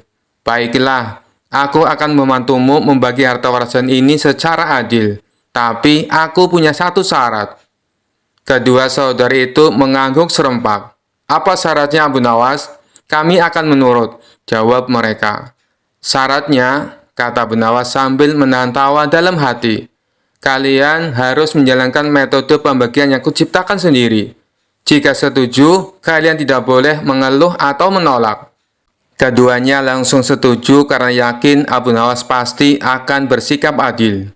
Tanpa menunda waktu, Abu Nawas meminta mereka membawa semua barang warisan ke tengah-tengah ruang sidang kecil yang ia buat di rumahnya. Di sana ada sebidang tanah, seekor kambing, dan sepeti penuh koin emas. Abu Nawas menatap harta tersebut dengan pandangan yang penuh perhatian, lalu berkata, Baik, mari kita mulai. Akan kubagi semuanya secara tepat dan adil. Kemudian ia menunjuk salah satu saudara dan berkata, Kau yang tertua, akan kuberikan bagian tanah ini. Kau bisa menggarap tanah tersebut untuk kebutuhanmu. Lalu ia menunjuk saudara yang lain. Kau yang lebih muda, kau mendapatkan kambing ini. Kau bisa memelihara dan merawatnya, lalu mengambil keuntungan dari susu dan hasilnya. Namun kedua saudara itu tidak puas. Si sulung memprotes. Abu Nawas, tanah ini kering. Bagaimana aku bisa mendapatkan keuntungan dari ini? Adikku dapat kambing yang bisa menghasilkan setiap hari. Dan si bungsu tak kalah kesalnya. Bagaimana bisa aku hanya mendapatkan seekor kambing? Tanah itu lebih berharga dari kambing ini. Abu Nawas tersenyum mendengar keluhan mereka. Oh, jadi kalian tidak puas dengan bagian masing-masing? Mereka mengangguk. Lalu Abu Nawas mengeluarkan ide cerdasnya. Kalau begitu, kita ubah pembagiannya. Yang tertua akan mendapatkan kambing, sedangkan yang muda akan mendapatkan tanah, katanya. Tapi seperti yang Abu Nawas duga, mereka kembali tidak puas dan mulai berdebat lagi. Si sulung merasa kambing tak cukup bernilai, dan si bungsu merasa tanahnya terlalu kering. Mereka mulai saling menyalahkan dan hampir bertengkar. Abu Nawas lalu berkata dengan suara lantang, "Sudah cukup. Karena kalian tidak bisa menerima pembagian apapun dengan ikhlas, aku akan memberikan solusi terakhir. Akan kubagi semua harta ini dengan adil. Aku akan mengambil semuanya." Kedua saudara itu terkejut. "Apa maksudmu, Abu Nawas?" tanya mereka bingung.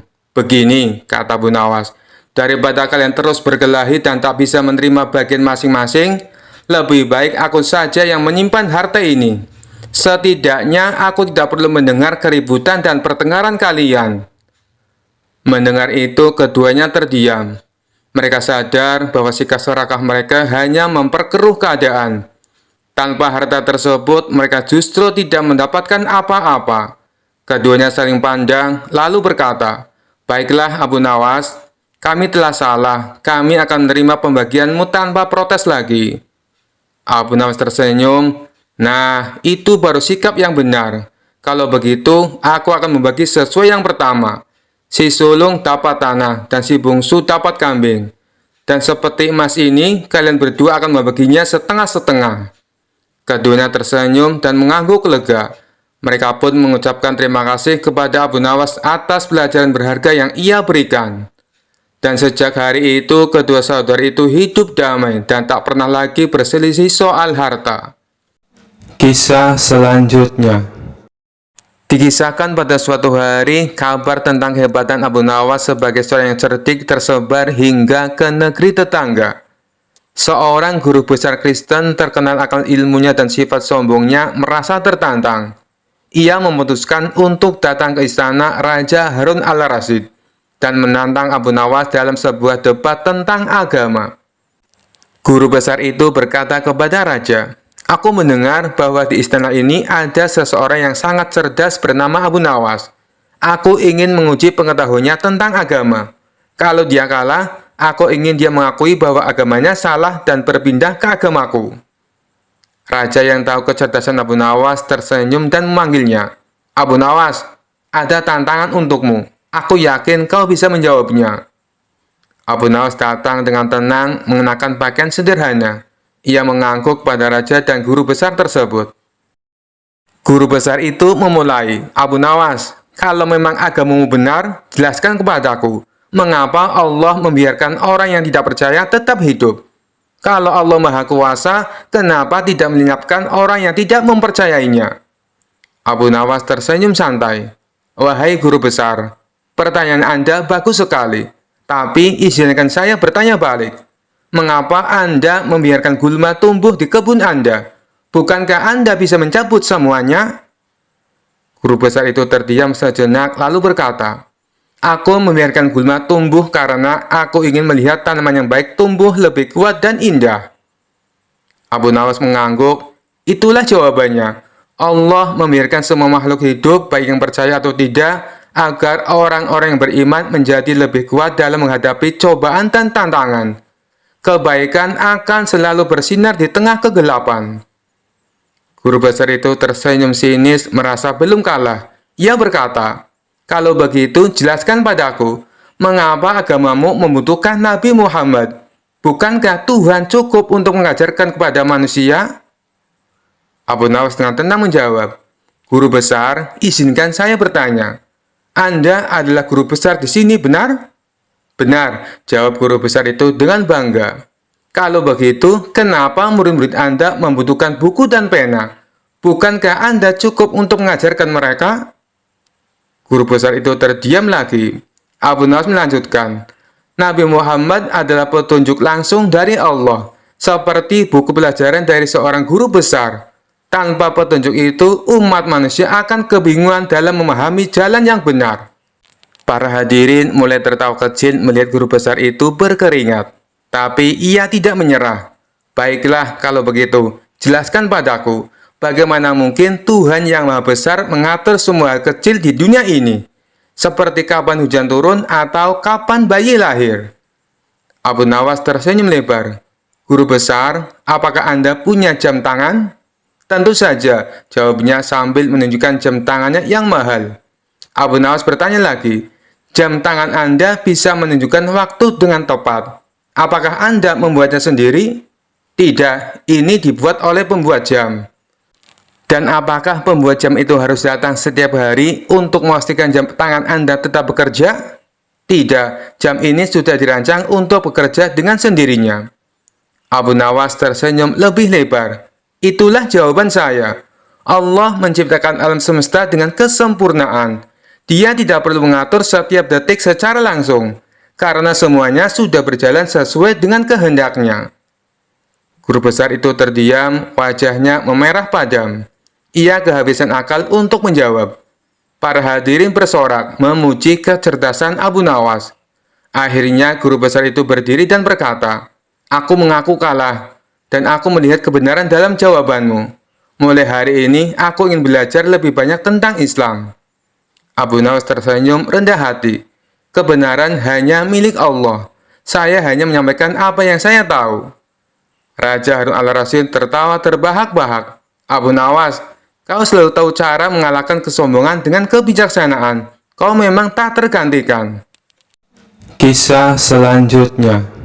Suatu malam yang tenang, Abu Nawas tidur dengan pulas di rumahnya.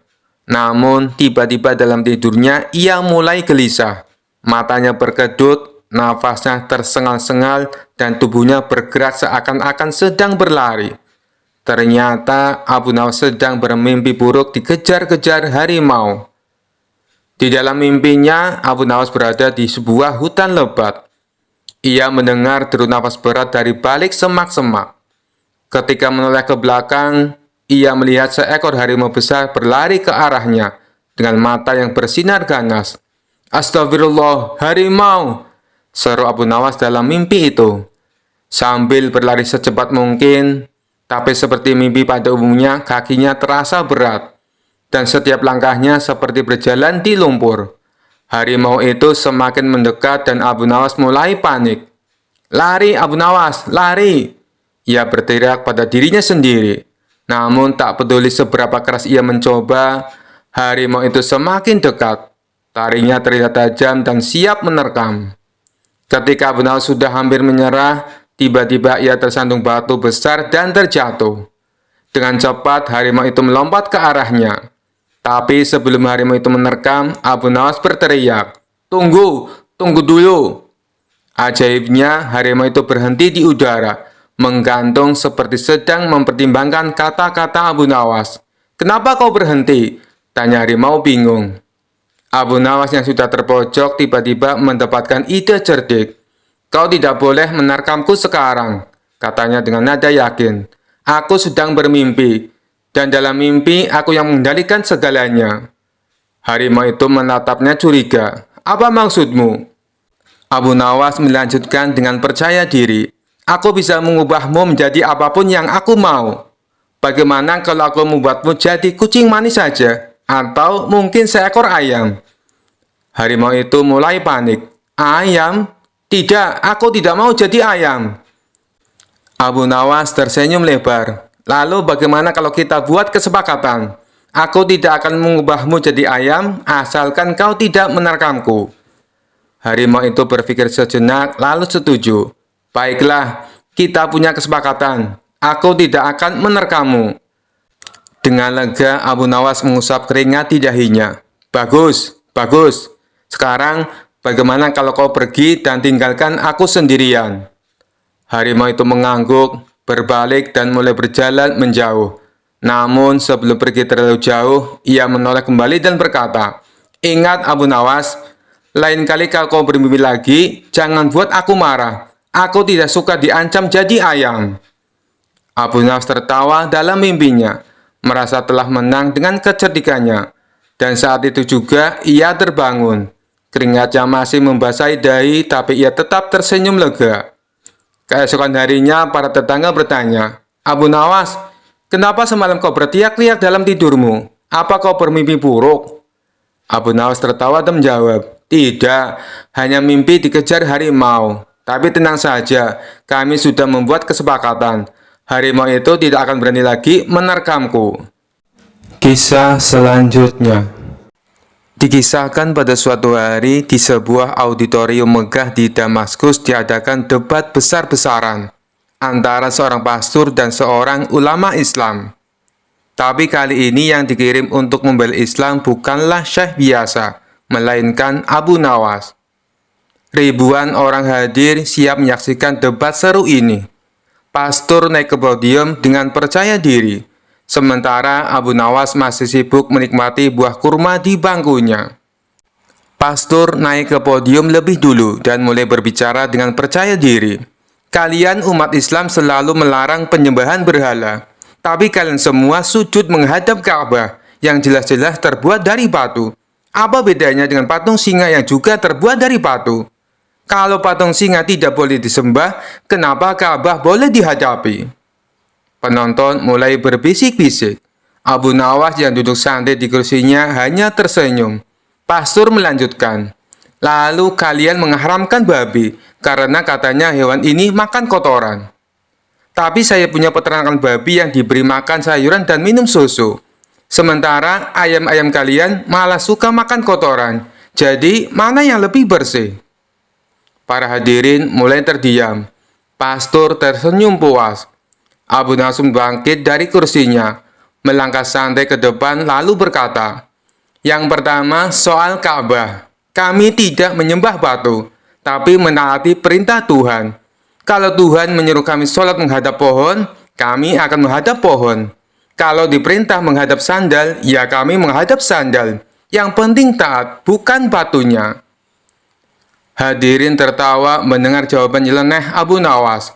Pastor terdiam, tapi tetap mencoba mempertahankan argumennya. Abu Nawas melanjutkan, nah sekarang soal babi. Tadi Anda bilang babi itu bersih karena makan sayuran. Baiklah, saya beri contoh mudah. Kalau Anda punya anjing, lalu Anda kasih makan kue setiap hari, apakah anjing itu berubah jadi kelinci? Tidak kan? Tetap anjing. Seluruh auditorium meledak dalam tawa. Pastor mulai gelisah, tapi Abu Nawas belum selesai. Sekarang saya beri eksperimen sederhana. Tolong panitia bawa 1 ekor ayam dan 1 ekor babi ke panggung. Seekor ayam dan seekor babi dinaikkan ke panggung. Abu Nawas berkata, perhatikan baik-baik. Kalau 2 ayam jantan bertemu, mereka akan bertarung untuk mendapatkan betina. Tapi kalau 2 babi jantan bertemu, mereka malah berbagi betina. Penonton menyaksikan dengan mata terbelalak. Pastor mulai berkeringat. Abu Nawas melanjutkan dengan wajah serius. Dalam Islam, kita punya aturan menjaga kehormatan. Istri hanya untuk suaminya, bukan untuk dibagi-bagi seperti babi. Maka dari itu, babi diharamkan, bukan cuma karena makanannya, tapi juga kelakuannya. Auditorium langsung bergemuruh. Pastor tak bisa menjawab, hanya bisa menunduk dan buru-buru turun dari podium. Sementara itu Abu Nawas tersenyum puas dan berkata, jadi siapa yang mau ikut makan ayam setelah ini? Tawa pun pecah. Abu Nawas kembali ke Baghdad dengan kemenangan gemilang. Kisah selanjutnya. Dikisahkan di suatu kota ada seorang pendeta muda yang terkenal sombong. Ia selalu merasa dirinya paling pandai dan suka mempermalukan orang di depan umum. Suatu hari, ia mendengar tentang Abu Nawas, seorang yang terkenal cerdik dan penuh akal. Pendeta muda itu berpikir, aku harus mempermalukan Abu Nawas di depan semua orang, supaya orang-orang tahu aku lebih pintar. Ia lalu mengatur rencana licik. Pendeta muda mengundang Abu Nawas ke gereja dengan alasan ingin berdiskusi soal ilmu pengetahuan. Karena Abu Nawas dikenal tidak pernah menolak tantangan, ia pun datang ke gereja dengan senyuman. Begitu Abu Nawas masuk, pendeta muda itu berdiri di depan banyak jemaat dan berkata dengan suara lantang, Abu Nawas, kau adalah tamu di sini, dan sebagai tamu kau harus menjawab 3 pertanyaanku. Jika kau tidak bisa menjawab, maka aku akan menyuruhmu keluar dengan rasa malu. Abu Nawas tetap tenang dan tersenyum. Baiklah, tanyakan apa saja. Tapi jika aku bisa menjawab, kau harus menyiapkan makan malam yang enak untukku. Pendeta muda setuju dengan penuh rasa percaya diri. Pertanyaan yang pertama, apa yang paling dekat dengan kita di dunia ini? Abu Nawas menjawab tanpa ragu, kematian, sebab tak ada yang tahu kapan ia akan datang, dan ia selalu mengikuti kita kemanapun kita pergi. Pendeta muda terdiam, tak menyangka Abu Nawas bisa menjawab dengan begitu cepat dan bijak. Pertanyaan yang kedua, apa yang paling berat di dunia ini? Abu Nawas tersenyum dan berkata, menahan nafsu dan amarah. Banyak orang kuat mengangkat beban berat, tapi sedikit yang mampu menahan dirinya sendiri. Para jemaat mengangguk setuju mendengar jawaban Abu Nawas. Sementara pendeta muda mulai terlihat gugup. Pertanyaan yang ketiga, apa yang paling ringan di dunia ini? Abu Nawas dengan tenang menjawab, meninggalkan ibadah dan kebaikan. Banyak orang dengan mudah meninggalkannya hanya karena alasan sepele. Pemuda muda terdiam, ia tahu bahwa semua jawaban Abu Nawas benar dan sangat bijaksana. Para jemaat pun mulai berbisik-bisik memuji kecerdasan Abu Nawas. Karena merasa dipermalukan di depan umum, pendeta muda mencoba trik terakhirnya. Baiklah, kau menjawab semua pertanyaan dengan baik. Tapi sebelum aku menyiapkan makan malam untukmu, aku ingin melihat apakah kau benar-benar cerdik. Bisakah kau menghilang dari tempat ini tanpa berjalan keluar lewat pintu? Abu Nawas tersenyum lebar dan berkata, tentu saja. Ia lalu duduk tenang, memejamkan mata dan berkata, sekarang aku sudah tidak ada di sini, karena jiwaku sudah melayang jauh ke negeri lain, yang tinggal hanya tubuhku, jadi aku sudah hilang. Semua orang tertawa terbahak-bahak mendengar kecerdikan Abu Nawas. Sementara pendeta muda hanya bisa menahan malu. Akhirnya, ia memenuhi janjinya dengan menghidangkan makan malam yang enak untuk Abu Nawas. Kisah selanjutnya. Kisahkan suatu hari di sebuah pasar yang ramai, Abu Nawas duduk santai di bawah pohon sambil menikmati secangkir teh. Tiba-tiba datang seorang Nasrani ingin menguji kepintaran Abu Nawas. Abu Nawas, katanya, aku dengar kamu ahli agama. Katanya di Al-Quran ada surat Al-Kafirun, yang katanya membiarkan orang kafir tetap kafir. Bukankah itu aneh? Abu Nawas tersenyum lebar. Ia menaruh cangkir tehnya dan berkata, justru itu keadaan dari Allah. Allah tidak memaksa manusia. Kita diberi akal untuk memilih. Orang Nasrani itu mencibir. Kalau begitu, kenapa kalian tetap berdakwah? Bukankah lebih baik diam saja? Abu Nawas tertawa kecil. Dakwah itu bukan memaksa sahabatku. Dakwah itu seperti menawarkan makanan enak. Mau makan, silahkan. Tidak mau, ya tidak dipaksa. Orang Nasrani itu mulai mengangguk-angguk, merasa ada logikanya. Abu Nawas melanjutkan, surat Al-Kafirun itu berkata, lakum dinukum waliyadin. Untukmu agamamu, untukku agamaku. Itu tanda hormat. Tapi sebelum memilih, tentu harus tahu dulu mana makanan enak dan mana makanan basi. Orang-orang di pasar mulai berkerumun mendengar perdebatan tersebut. Orang Nasrani itu penasaran. Kalau begitu, apa bukti bahwa Islam adalah makanan yang enak itu? Abu Nawas tersenyum nakal. Ia menunjuk teh di depannya. Coba, kamu minum tehku ini. Orang Nasrani itu ragu-ragu. Tapi akhirnya menyeremput teh Abu Nawas juga. Wajahnya langsung cerah. Wah, enak sekali tehnya. Abu Nawas tertawa. Padahal tadi kamu belum tahu rasanya.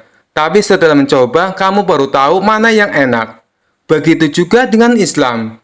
Selama hanya dilihat dari jauh, kelihatan pahit. Tapi setelah dicoba dengan hati, baru terasa manisnya. Orang Nasrani itu pun terdiam lama. Akhirnya ia berkata pelan, kalau begitu, ajari aku tentang Islam Abu Nawas. Seketika itu juga pasar riuh dengan ucapan takbir, Allahu Akbar. Abu Nawas tersenyum, lalu membimbingnya membaca syahadat. Hari itu bukan hanya pasar yang penuh tawa, tapi juga penuh dengan keberkahan. Kisah selanjutnya. Dikisahkan pada suatu hari yang cerah, seorang pendeta terkenal datang ke kota tempat tinggal Abu Nawas. Ia mendengar bahwa Abu Nawas bukannya cerdas, tetapi juga punya lidah yang tajam dan akal yang licin. Karena penasaran, ia menantang Abu Nawas untuk berdiskusi tentang perbedaan hari raya umat masing-masing. Jika aku bisa mengalahkan Abu Nawas dalam perdebatan ini, aku akan terkenal di seluruh negeri, pikir si pendeta dengan penuh percaya diri. Mendengar kabar bahwa akan ada perdebatan antara Abu Nawas dan pendeta itu, warga berbondong-bondong datang ke pasar. Mereka tahu betapa lihainya Abu Nawas dalam beradu argumen. Bahkan kucing Abu Nawas saja pernah mengalahkan seorang hakim dalam sidang. Setelah banyak orang berkumpul, pendeta itu pun membuka perdebatan. Abu Nawas, aku ingin bertanya kepadamu, mengapa hari raya agamamu selalu berubah-ubah tanggalnya setiap tahun? Sedangkan hari raya kami tetap dan tidak pernah bergeser. Orang-orang mengangguk-angguk, merasa bahwa pertanyaan pendeta itu cukup masuk akal. Semua mata tertuju pada Abu Nawas, menunggu jawaban ajaibnya. Abu Nawas mengelus jenggotnya sejenak lalu tersenyum. Wahai pendeta, sebelum aku menjawab pertanyaanmu, aku ingin bertanya dulu kepadamu. Apakah engkau memiliki kambing? Pendeta itu terkejut, tidak menyangka akan ditanya soal kambing. Tentu saja, aku punya kambing di rumah. Bagus, apakah kambingmu itu makan rumput? Ya, tentu saja, semua kambing makan rumput. Tetapi kalau kau beri dia roti, apakah dia mau memakannya?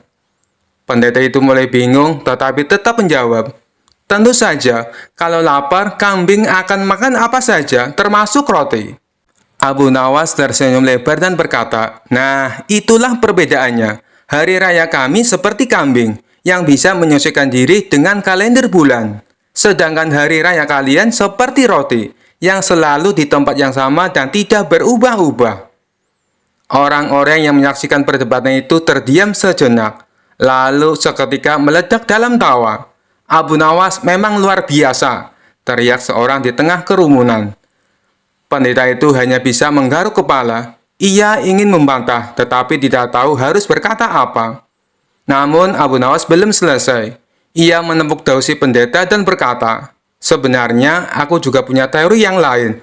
Kau tahu kura-kura dan kelinci? Tentu saja.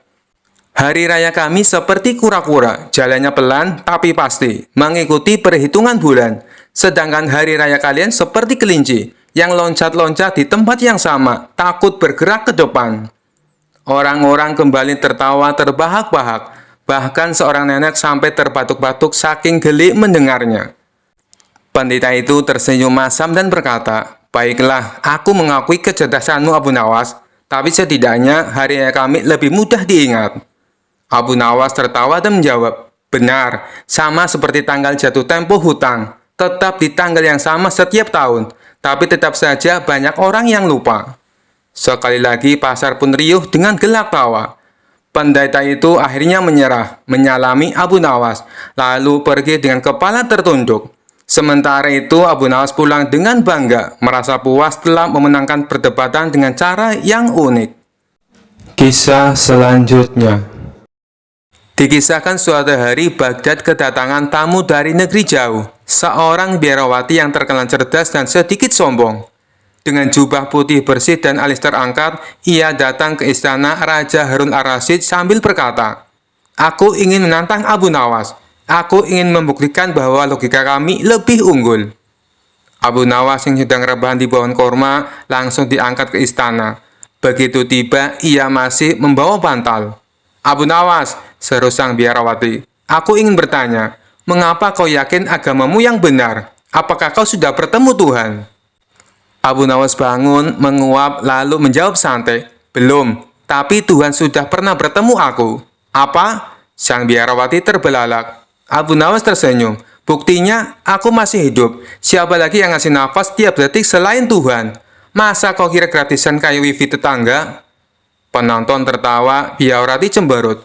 Kalau begitu, kata si biarawati, kenapa Tuhanmu membiarkan orang jahat berkuasa? Kenapa dunia tidak adil? Abu Nawas menjawab cepat, kalau semua orang baik masuk surga, siapa yang ngisi penjara? Tapi agamamu menyuruh sholat 5 waktu, puasa, zakat, kenapa begitu repot? Agamaku lebih simpel.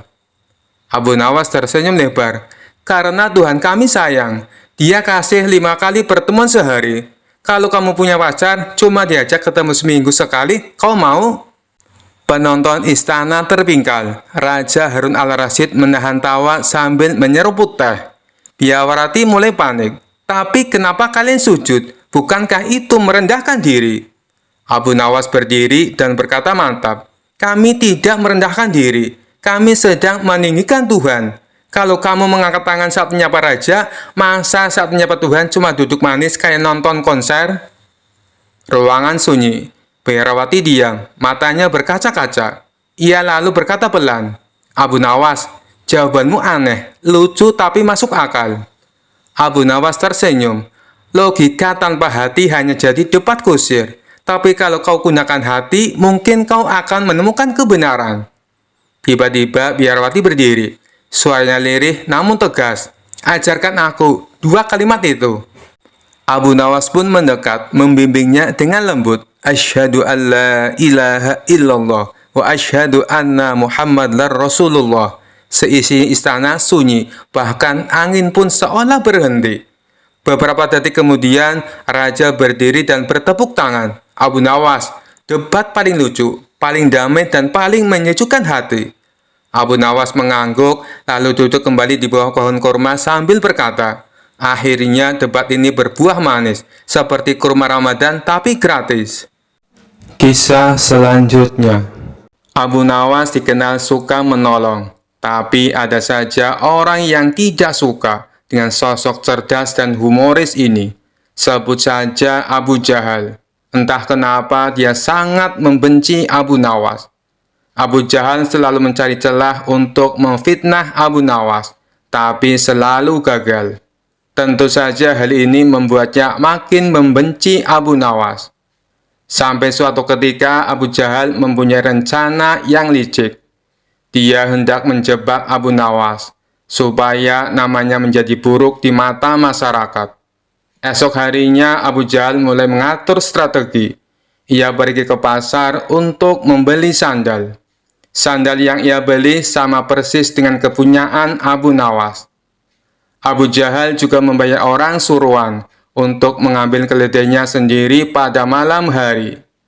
Setelah malam tiba, Abu Jahal mulai menjalankan aksinya. Dia sengaja menaruh keledainya di depan rumah dan meletakkan sandal yang sama persis dengan sandal Abu Nawas di halaman rumahnya. Tidak lama kemudian, datanglah orang bayaran Abu Jahal untuk mengambil keledai di depan rumahnya. Setelah orang bayarannya sudah benar-benar menghilang, Abu Jahal mendadak berteriak, maling, maling, keledaiku dicuri maling. Teriak Abu Jahal pura-pura panik. Sontak teriakan Abu Jahal mengundang perhatian para tetangganya. Mereka lalu berduyun-duyun mendatangi rumah Abu Jahal. Ada apa Abu Jahal? Tanya salah satu tetangganya. Keledaiku dicuri maling, tapi malingnya sempat aku pergoki, jawab Abu Jahal. Kamu berhasil mengenal wajahnya Abu Jahal?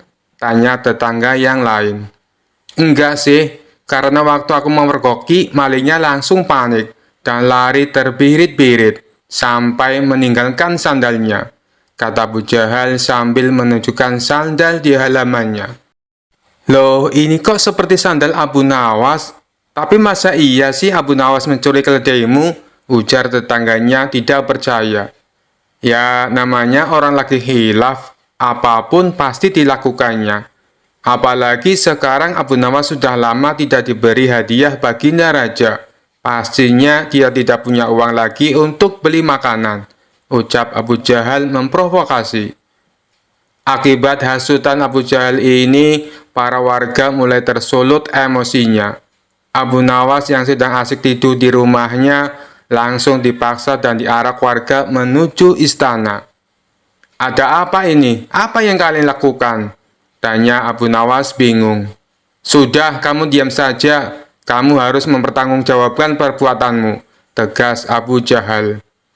Dalam hati Abu Jahal berkata, kali ini aku berhasil menjebakmu Abu Nawas. Ia pun tersenyum jahat kepada Abu Nawas. Setibanya di istana, baginda raja kaget. Ada rombongan warga datang. Terlebih lagi di situ ada Abu Nawas dengan kondisi tangan terikat. Ada apa ini? Kenapa malam-malam datang kemari? Tanya Baginda Raja. Ampun Paduka yang mulia, hamba mau melaporkan. Keledai hamba dicuri Abu Nawas. Jawab Abu Jahal. Abu Nawas yang mendengar pengaduan Abu Jahal hanya terdiam. Ia menunggu saat yang tepat untuk membongkar kedok Abu Jahal. Memangnya kamu punya buktinya, Abu Jahal? Apakah keledaimu ada di rumah Abu Nawas? Tanya Baginda Raja. Keledainya memang tidak ada di rumah Abu Nawas. Bisa saja dia menaruhnya di tempat lain, Paduka yang mulia. Tapi saya punya bukti yang lain, ucapnya. Coba tunjukkan bukti yang kamu punya, Abu Jahal, perintah Baginda Raja. Ia lalu menunjukkan sandal yang mirip dengan milik Abu Nawas. Ini buktinya, Paduka yang mulia. Waktu hamba memergoki, Abu Nawas lari terbirit-birit sampai meninggalkan sandalnya di halaman rumah hamba, tutur Abu Jahal. Apa benar itu sandal kamu, Abu Nawas? Tanya Baginda Raja kepada Abu Nawas. Bukan, Baginda Raja, tapi sandal itu memang mirip dengan sandal hamba, jawab Abu Nawas. Kamu jangan mencoba mengelak, Abu Nawas, jelas-jelas itu sandalmu, bentak Abu Jahal. Sudah, berikan sandal itu kepadaku, pinta Baginda Raja kepada Abu Jahal. Setelah Abu Jahal memberikan sandal tersebut, Baginda Raja lalu memanggil Abu Nawas. Abu Nawas, kemarilah, coba pakai sandal ini, perintah Baginda Raja. Setelah dicoba, sandal yang dibawa Abu Jahal tidak muat di kaki Abu Nawas. Melihat hal itu, Abu Jahal mulai belingsatan. Mukanya pucat dan keringat dingin mulai keluar dari tubuhnya. Ini jelas-jelas bukan sandal Abu Nawas. Kamu jangan menuduh orang sembarangan. Atau jangan-jangan kamu ingin memfitnah Abu Nawas, bentak Baginda Raja geram kepada Abu Jahal. Dengan mulut terbata-bata, Abu Jahal menjawab, maaf Paduka yang mulia, hamba kira itu sandalnya Abu Nawas. Ternyata Abu Jahal salah perhitungan saat membeli sandal yang mirip dengan sandal Abu Nawas. Abu Jahal tidak mencocokkan dengan ukuran kaki Abu Nawas. Di saat Abu Jahal mulai terbongkar rencana busuknya, Abu Nawas langsung melancarkan aksinya. Begini Paduka yang mulia, sebenarnya Abu Jahal sudah berulang kali mencoba berbuat jahat, tapi rencananya selalu bisa hamba gagalkan, ungkap Abu Nawas. Perkataan Abu Nawas ini juga dibenarkan oleh para warga. Benar Baginda, benar apa yang dikatakan Abu Nawas. Kami sungguh sangat menyesal dan kecewa, karena kali ini kami termakan hasutan Abu Jahal. Kami minta maaf Abu Nawas, ucap para warga. Abu Nawas pun memaafkannya, karena pada dasarnya mereka hanya termakan hasutan Abu Jahal. Sementara Abu Jahal langsung dimasukkan ke penjara atas perbuatan yang dilakukan. Kisah selanjutnya. Kisah Abu Nawas kali ini berawal dari Baginda Raja yang memiliki seorang menteri kepercayaan dan senantiasa mendampinginya. Menteri itu bernama Abu Jahal. Namun kepercayaan yang diberikan oleh Baginda Raja sering dimanfaatkan oleh Abu Jahal untuk memperkaya diri. Terkadang ia meminta upeti kepada rakyat dengan mengatasnamakan Baginda Raja. Hal ini tentu saja membuat Abu Nawas geram, tapi tidak berani mengadukannya kepada Baginda Raja. Sebab dengan kedudukan yang dimiliki, Abu Jahal bisa saja memutarbalikkan fakta dan menuduh Abu Nawaslah pelakunya. Seiring berjalannya waktu, penasihat istana meninggal dunia. Baginda Raja sangat kehilangan dan belum bisa menemukan penggantinya. Jadi untuk sementara waktu jabatan penasihat istana masih kosong, belum ada yang mendudukinya. Kesempatan ini segera dimanfaatkan Abu Jahal. Ia ingin sekali menduduki jabatan tersebut. Dengan begitu ia bisa lebih leluasa mempengaruhi Baginda Raja. Segala cara Abu Jahal lakukan. Di depan Baginda Raja, Abu Jahal terus mencari muka agar terpilih menjadi penasehat istana. Tapi sayangnya ambisi Abu Jahal ini harus kandas di tengah jalan, Karena tidak berapa lama Baginda Raja justru memilih Abu Nawas untuk menjadi penasehat istana. Keputusan Baginda Raja ini tentu saja membuat Abu Jahal kecewa, sehingga ia menaruh dendam kepada Abu Nawas. Suatu hari ketika Abu Jahal melihat Abu Nawas sedang duduk bersama Baginda Raja, timbul pemikiran di kepalanya. Seharusnya aku yang ada di tempat Abu Nawas. Abu Nawas tidak pantas duduk di situ. Abu Nawas itu apa dia? Tidak mampu mengurus masalah kerajaan. Pantasnya dia jadi pelawak istana. Gerutu Abu Jahal dalam hati. Merasa kecewa dengan keputusan Baginda Raja, Abu Jahal lalu menyampaikan keberatan. Pada suatu hari saat Baginda Raja sedang duduk sendirian di singgasananya, Abu Jahal menghadap dan berkata, "Ampun Paduka yang mulia, hamba izin menghadap Baginda Raja." Baginda Raja terkejut melihat Abu Jahal yang tiba-tiba menghadapnya. "Ada apa Abu Jahal? Apa yang ingin kau sampaikan?" tanya Baginda Raja. "Ampun Paduka yang mulia, hamba rasa Abu Nawas tidak pantas menjabat sebagai penasihat istana. Karena menurut hamba, dia tidak tahu apa-apa soal negara. Abu Nawas itu apa kaliannya? Cuma melucu," tutur Abu Jahal. "Tapi bukankah Abu Nawas terkenal cerdas? Dia juga seorang yang jujur," ujar Baginda Raja. "Apakah Paduka sudah meragukan kejujuran saya?" tanya Abu Jahal. "Bukan seperti itu. Kamu kan sudah menduduki jabatan menteri istana. Jadi wajar kalau Abu Nawas yang mengisi jabatan penasehat istana," jawab Baginda Raja. "Tapi hamba lebih berpengalaman Paduka yang mulia. Apalagi mengenai kenegaraan. Hamba juga ahli berperang. Tubuh hamba kekar dan perkasa. Lalu hamba sudah lama berbakti kepada Baginda Raja. Hamba rasa hambalah yang lebih pantas menjadi penasehat istana," ucap Abu Jahal. Melihat ambisi Abu Jahal yang begitu besar ingin menjadi penasehat istana, Baginda Raja akhirnya membuat keputusan. Ia mengadakan sayembara antara Abu Nawas dan Abu Jahal. Maka dipanggillah Abu Nawas untuk datang ke istana. Singkat cerita, Abu Nawas pun menghadap Baginda Raja. "Ampun Paduka yang mulia, ada gerangan apa memanggil hamba?" tanya Abu Nawas. "Hei Abu Nawas, Abu Jahal sangat menginginkan jabatan penasehat istana. Dia minta supaya jabatanmu diganti olehnya. Tapi aku juga tidak mungkin memecatmu. Biar adil, maka aku putuskan akan mengadakan sayembara untuk kalian berdua. Siapa yang jadi pemenangnya, maka dialah yang berhak menjadi penasehat istana," jelas Baginda Raja. Sejenak Abu Nawas terdiam dan berpikir Abu Jahal pasti punya rencana busuk. Jangan sampai dia jadi penasehat istana. Bisa-bisa rakyat makin tertindas oleh kelakuannya, pikir Abu Nawas. "Ampun Paduka yang mulia, kalau boleh tahu sayembara apa yang hendak diberikan?" tanya Abu Nawas. "Aku ingin masing-masing dari kalian membawakan 1 gentong air laut, tapi yang rasanya tawar," perintah Baginda Raja. Abu Nawas dan Abu Jahal langsung terkejut mendengar permintaan Baginda Raja yang aneh itu. "Sekarang pulanglah kalian berdua, dan besok kembali ke sini dengan membawa air laut yang rasanya tawar," kata Baginda Raja melanjutkan. Sesampainya di rumah, Abu Nawas terus memikirkan dan mencari tahu keberadaan laut yang airnya tawar. Mana ada air laut yang rasanya tawar? Orang secerdik apapun tidak akan bisa melakukannya, pikir Abu Nawas. Sementara itu, Abu Jahal mulai berbuat curang. Ia memasukkan air sumur ke gentong untuk dibawanya ke istana. Baginda Raja pasti percaya, meskipun aku berkata bohong. Karena aku tahu aku adalah menterinya yang paling dipercaya, kata Abu Jahal dalam hati.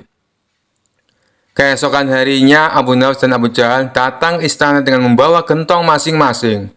"Bagaimana? Apakah kalian sudah mendapatkan airnya?" tanya Baginda Raja.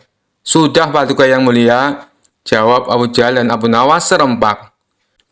Kemudian Abu Jahal maju lebih dulu menyerahkan gentongnya. "Ini Paduka, air laut permintaan Paduka," ucap Abu Jahal. Baginda Raja lalu mencicipi air yang dibawa Abu Jahal. Bagus Abu Jahal, air ini rasanya tawar. Tapi benarkah ini berasal dari laut? Tanya Baginda Raja. Benar sekali Paduka, hamba sengaja mengambilnya dari laut yang tidak diketahui oleh banyak orang. Jawab Abu Jahal penuh percaya diri. Sekarang tibalah giliran Abu Nawas menyerahkan gentong miliknya. Ketika Baginda Raja mencicipi air yang ada di gentong Abu Nawas, ia pun langsung berkata, "Hei Abu Nawas, kenapa rasanya masih asin dan getir? Yang aku minta air laut rasa tawar," ucap Baginda Raja. "Ampun Paduka yang mulia, tapi memang begitulah rasa air laut," balas Abu Nawas. "Baiklah, karena lomba ini dimenangkan Abu Jahal, tentu dia akan menjadi penasehat istana," tutur Baginda Raja. Mendengar hal itu, Abu Jahal sangat kegirangan, sudah tidak sabar ingin menduduki jabatan tersebut. Ternyata sangat mudah mengelabui Baginda Raja, pikir Abu Jahal. Tapi tiba-tiba Baginda Raja kembali berkata, "Hai Abu Jahal, di mana kamu menemukan air laut yang airnya tawar? Antarkan aku ke sana sekarang. Aku ingin mandi di sana," titah Baginda Raja. Seketika wajah Abu Jahal menjadi pucat, tubuhnya lemas dan gemetaran. "Anu Paduka yang mulia, hamba kenapa? Kalau kamu tidak bisa membuktikannya, berarti kamu telah membohongiku," ucap Baginda Raja. "Ampun Paduka yang mulia, air yang hamba bawa memang bukan air laut, tapi air dari sumur," kata Abu Jahal ketakutan. "Kamu lancang Abu Jahal. Kamu kira aku anak kecil yang mudah dikelabui? Karena kamu telah berani berbohong, maka sebagai hukumannya, kamu bukan hanya gagal jadi penasihat istana, tapi juga akan dipecat dari menteri. Kamu juga harus menjalani hukuman penjara," bentak Baginda Raja. Kemudian Baginda Raja memerintahkan beberapa pengawal untuk menangkap Abu Jahal dan memasukkannya ke penjara. Kini tinggallah Abu Nawas di hadapan Baginda Raja. "Hei Abu Nawas, bukankah kamu terkenal cerdik? Bisa saja kamu membohongiku, dan dengan kecerdikanmu itu kamu tentu bisa menutupi kebohonganmu.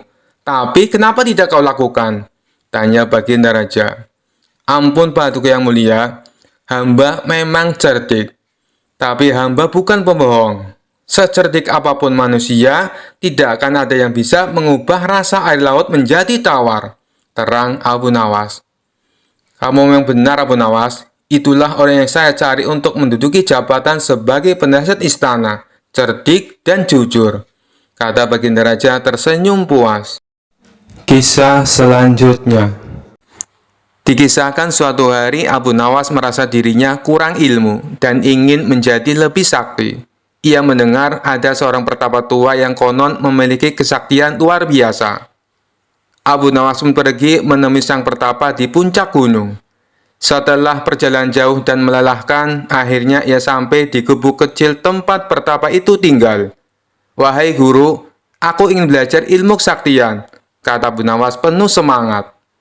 Sang pertapa mengelus jenggotnya dan tersenyum. "Anak muda, belajar ilmu sakti itu butuh kesabaran dan pengorbanan. Apakah kau siap?" "Tentu guru," jawab Abu Nawas dengan penuh keyakinan. Sang pertapa pun berkata, "Baiklah, ada 3 ujian yang harus kau lalui sebelum aku mengajarkan ilmu kesaktianku." Sang pertapa membawa Abu Nawas ke sebuah batu besar dan berkata, "Jika kau ingin menjadi sakti, kau harus mengangkat batu ini." Abu Nawas berusaha mengangkatnya. Ia menarik nafas dalam-dalam dan mendorong dengan sekuat tenaga. Namun batu itu tidak bergerak sama sekali. Abu Nawas terjatuh ke tanah sambil menggap-menggap. "Guru, ini mustahil. Batu ini terlalu berat." Sang pertapa tersenyum. "Pelajaran pertama, jangan memaksakan diri pada sesuatu yang tidak bisa kau ubah. Gunakan akal, bukan otot."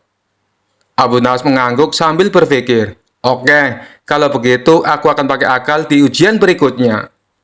Sang pertapa lalu berkata, "Sekarang kau harus bertapa di dalam hutan selama 1 malam tanpa makan dan tanpa minum." Abu Nawas mengangguk dan pergi ke dalam hutan. Namun baru beberapa jam perutnya mulai keroncongan. Saat itulah ia melihat ada seekor ayam lewat. Tanpa berpikir panjang, Abu Nawas menangkap ayam itu dan memasaknya. Aku memang tidak boleh makan di hutan, tapi siapa bilang aku tak boleh makan di dekat hutan, katanya sambil tersenyum licik. Keesokan harinya, ia kembali ke Pertapa dengan wajah puas. Sang Pertapa bertanya, "Apakah kau berhasil bertapa?" Abu Nawas menjawab, "Tentu guru, aku tetap di dekat hutan dan berhasil bertahan." Sang Pertapa tertawa dan berkata, "Pelajaran kedua, orang cerdik selalu mencari jalan keluar dalam situasi sulit." Abu Nawas mengangguk bangga. "Aku siap untuk ujian terakhir, guru." Sang Pertapa lalu berkata, "Sekarang ujian terakhir. Kau harus tetap tersenyum, meskipun aku memarahimu dan menghina dirimu." Abu Nawas mengangguk. Lalu sang Pertapa mulai mencaci maki Abu Nawas. "Kau ini bodoh, pemalas, tidak pantas jadi muridku." Abu Nawas tetap tersenyum. Sang Pertapa semakin marah. "Kau tidak punya otak, bahkan kucing lebih pintar darimu." Abu Nawas tetap tersenyum. Sang Pertapa mulai curiga. "Kenapa kau tetap tersenyum?" Abu Nawas menjawab santai, "Karena aku sudah belajar dari 2 ujian sebelumnya, guru." "Maksudmu?" tanya sang Pertapa. Abu Nawas tersenyum licik. "Aku tidak mau memaksa diri seperti mangkat batu, dan aku selalu mencari jalan keluar dalam situasi sulit. Maka dari itu, aku menutup telinga sejak tadi, agar tak mendengar hinaanmu." Sang Pertapa terdiam, lalu tertawa terbahak-bahak. "Kau memang cerdik, Abu Nawas. Baiklah, kau tak butuh ilmu sakti, karena kecerdikanmu sudah lebih hebat dari kesaktian." Abu Nawas pulang dengan bangga, merasa bahwa kecerdikan adalah ilmu paling sakti yang pernah ia pelajari. Sekian dulu perjumpaan kita kali ini. Sampai bertemu lagi di kisah-kisah selanjutnya.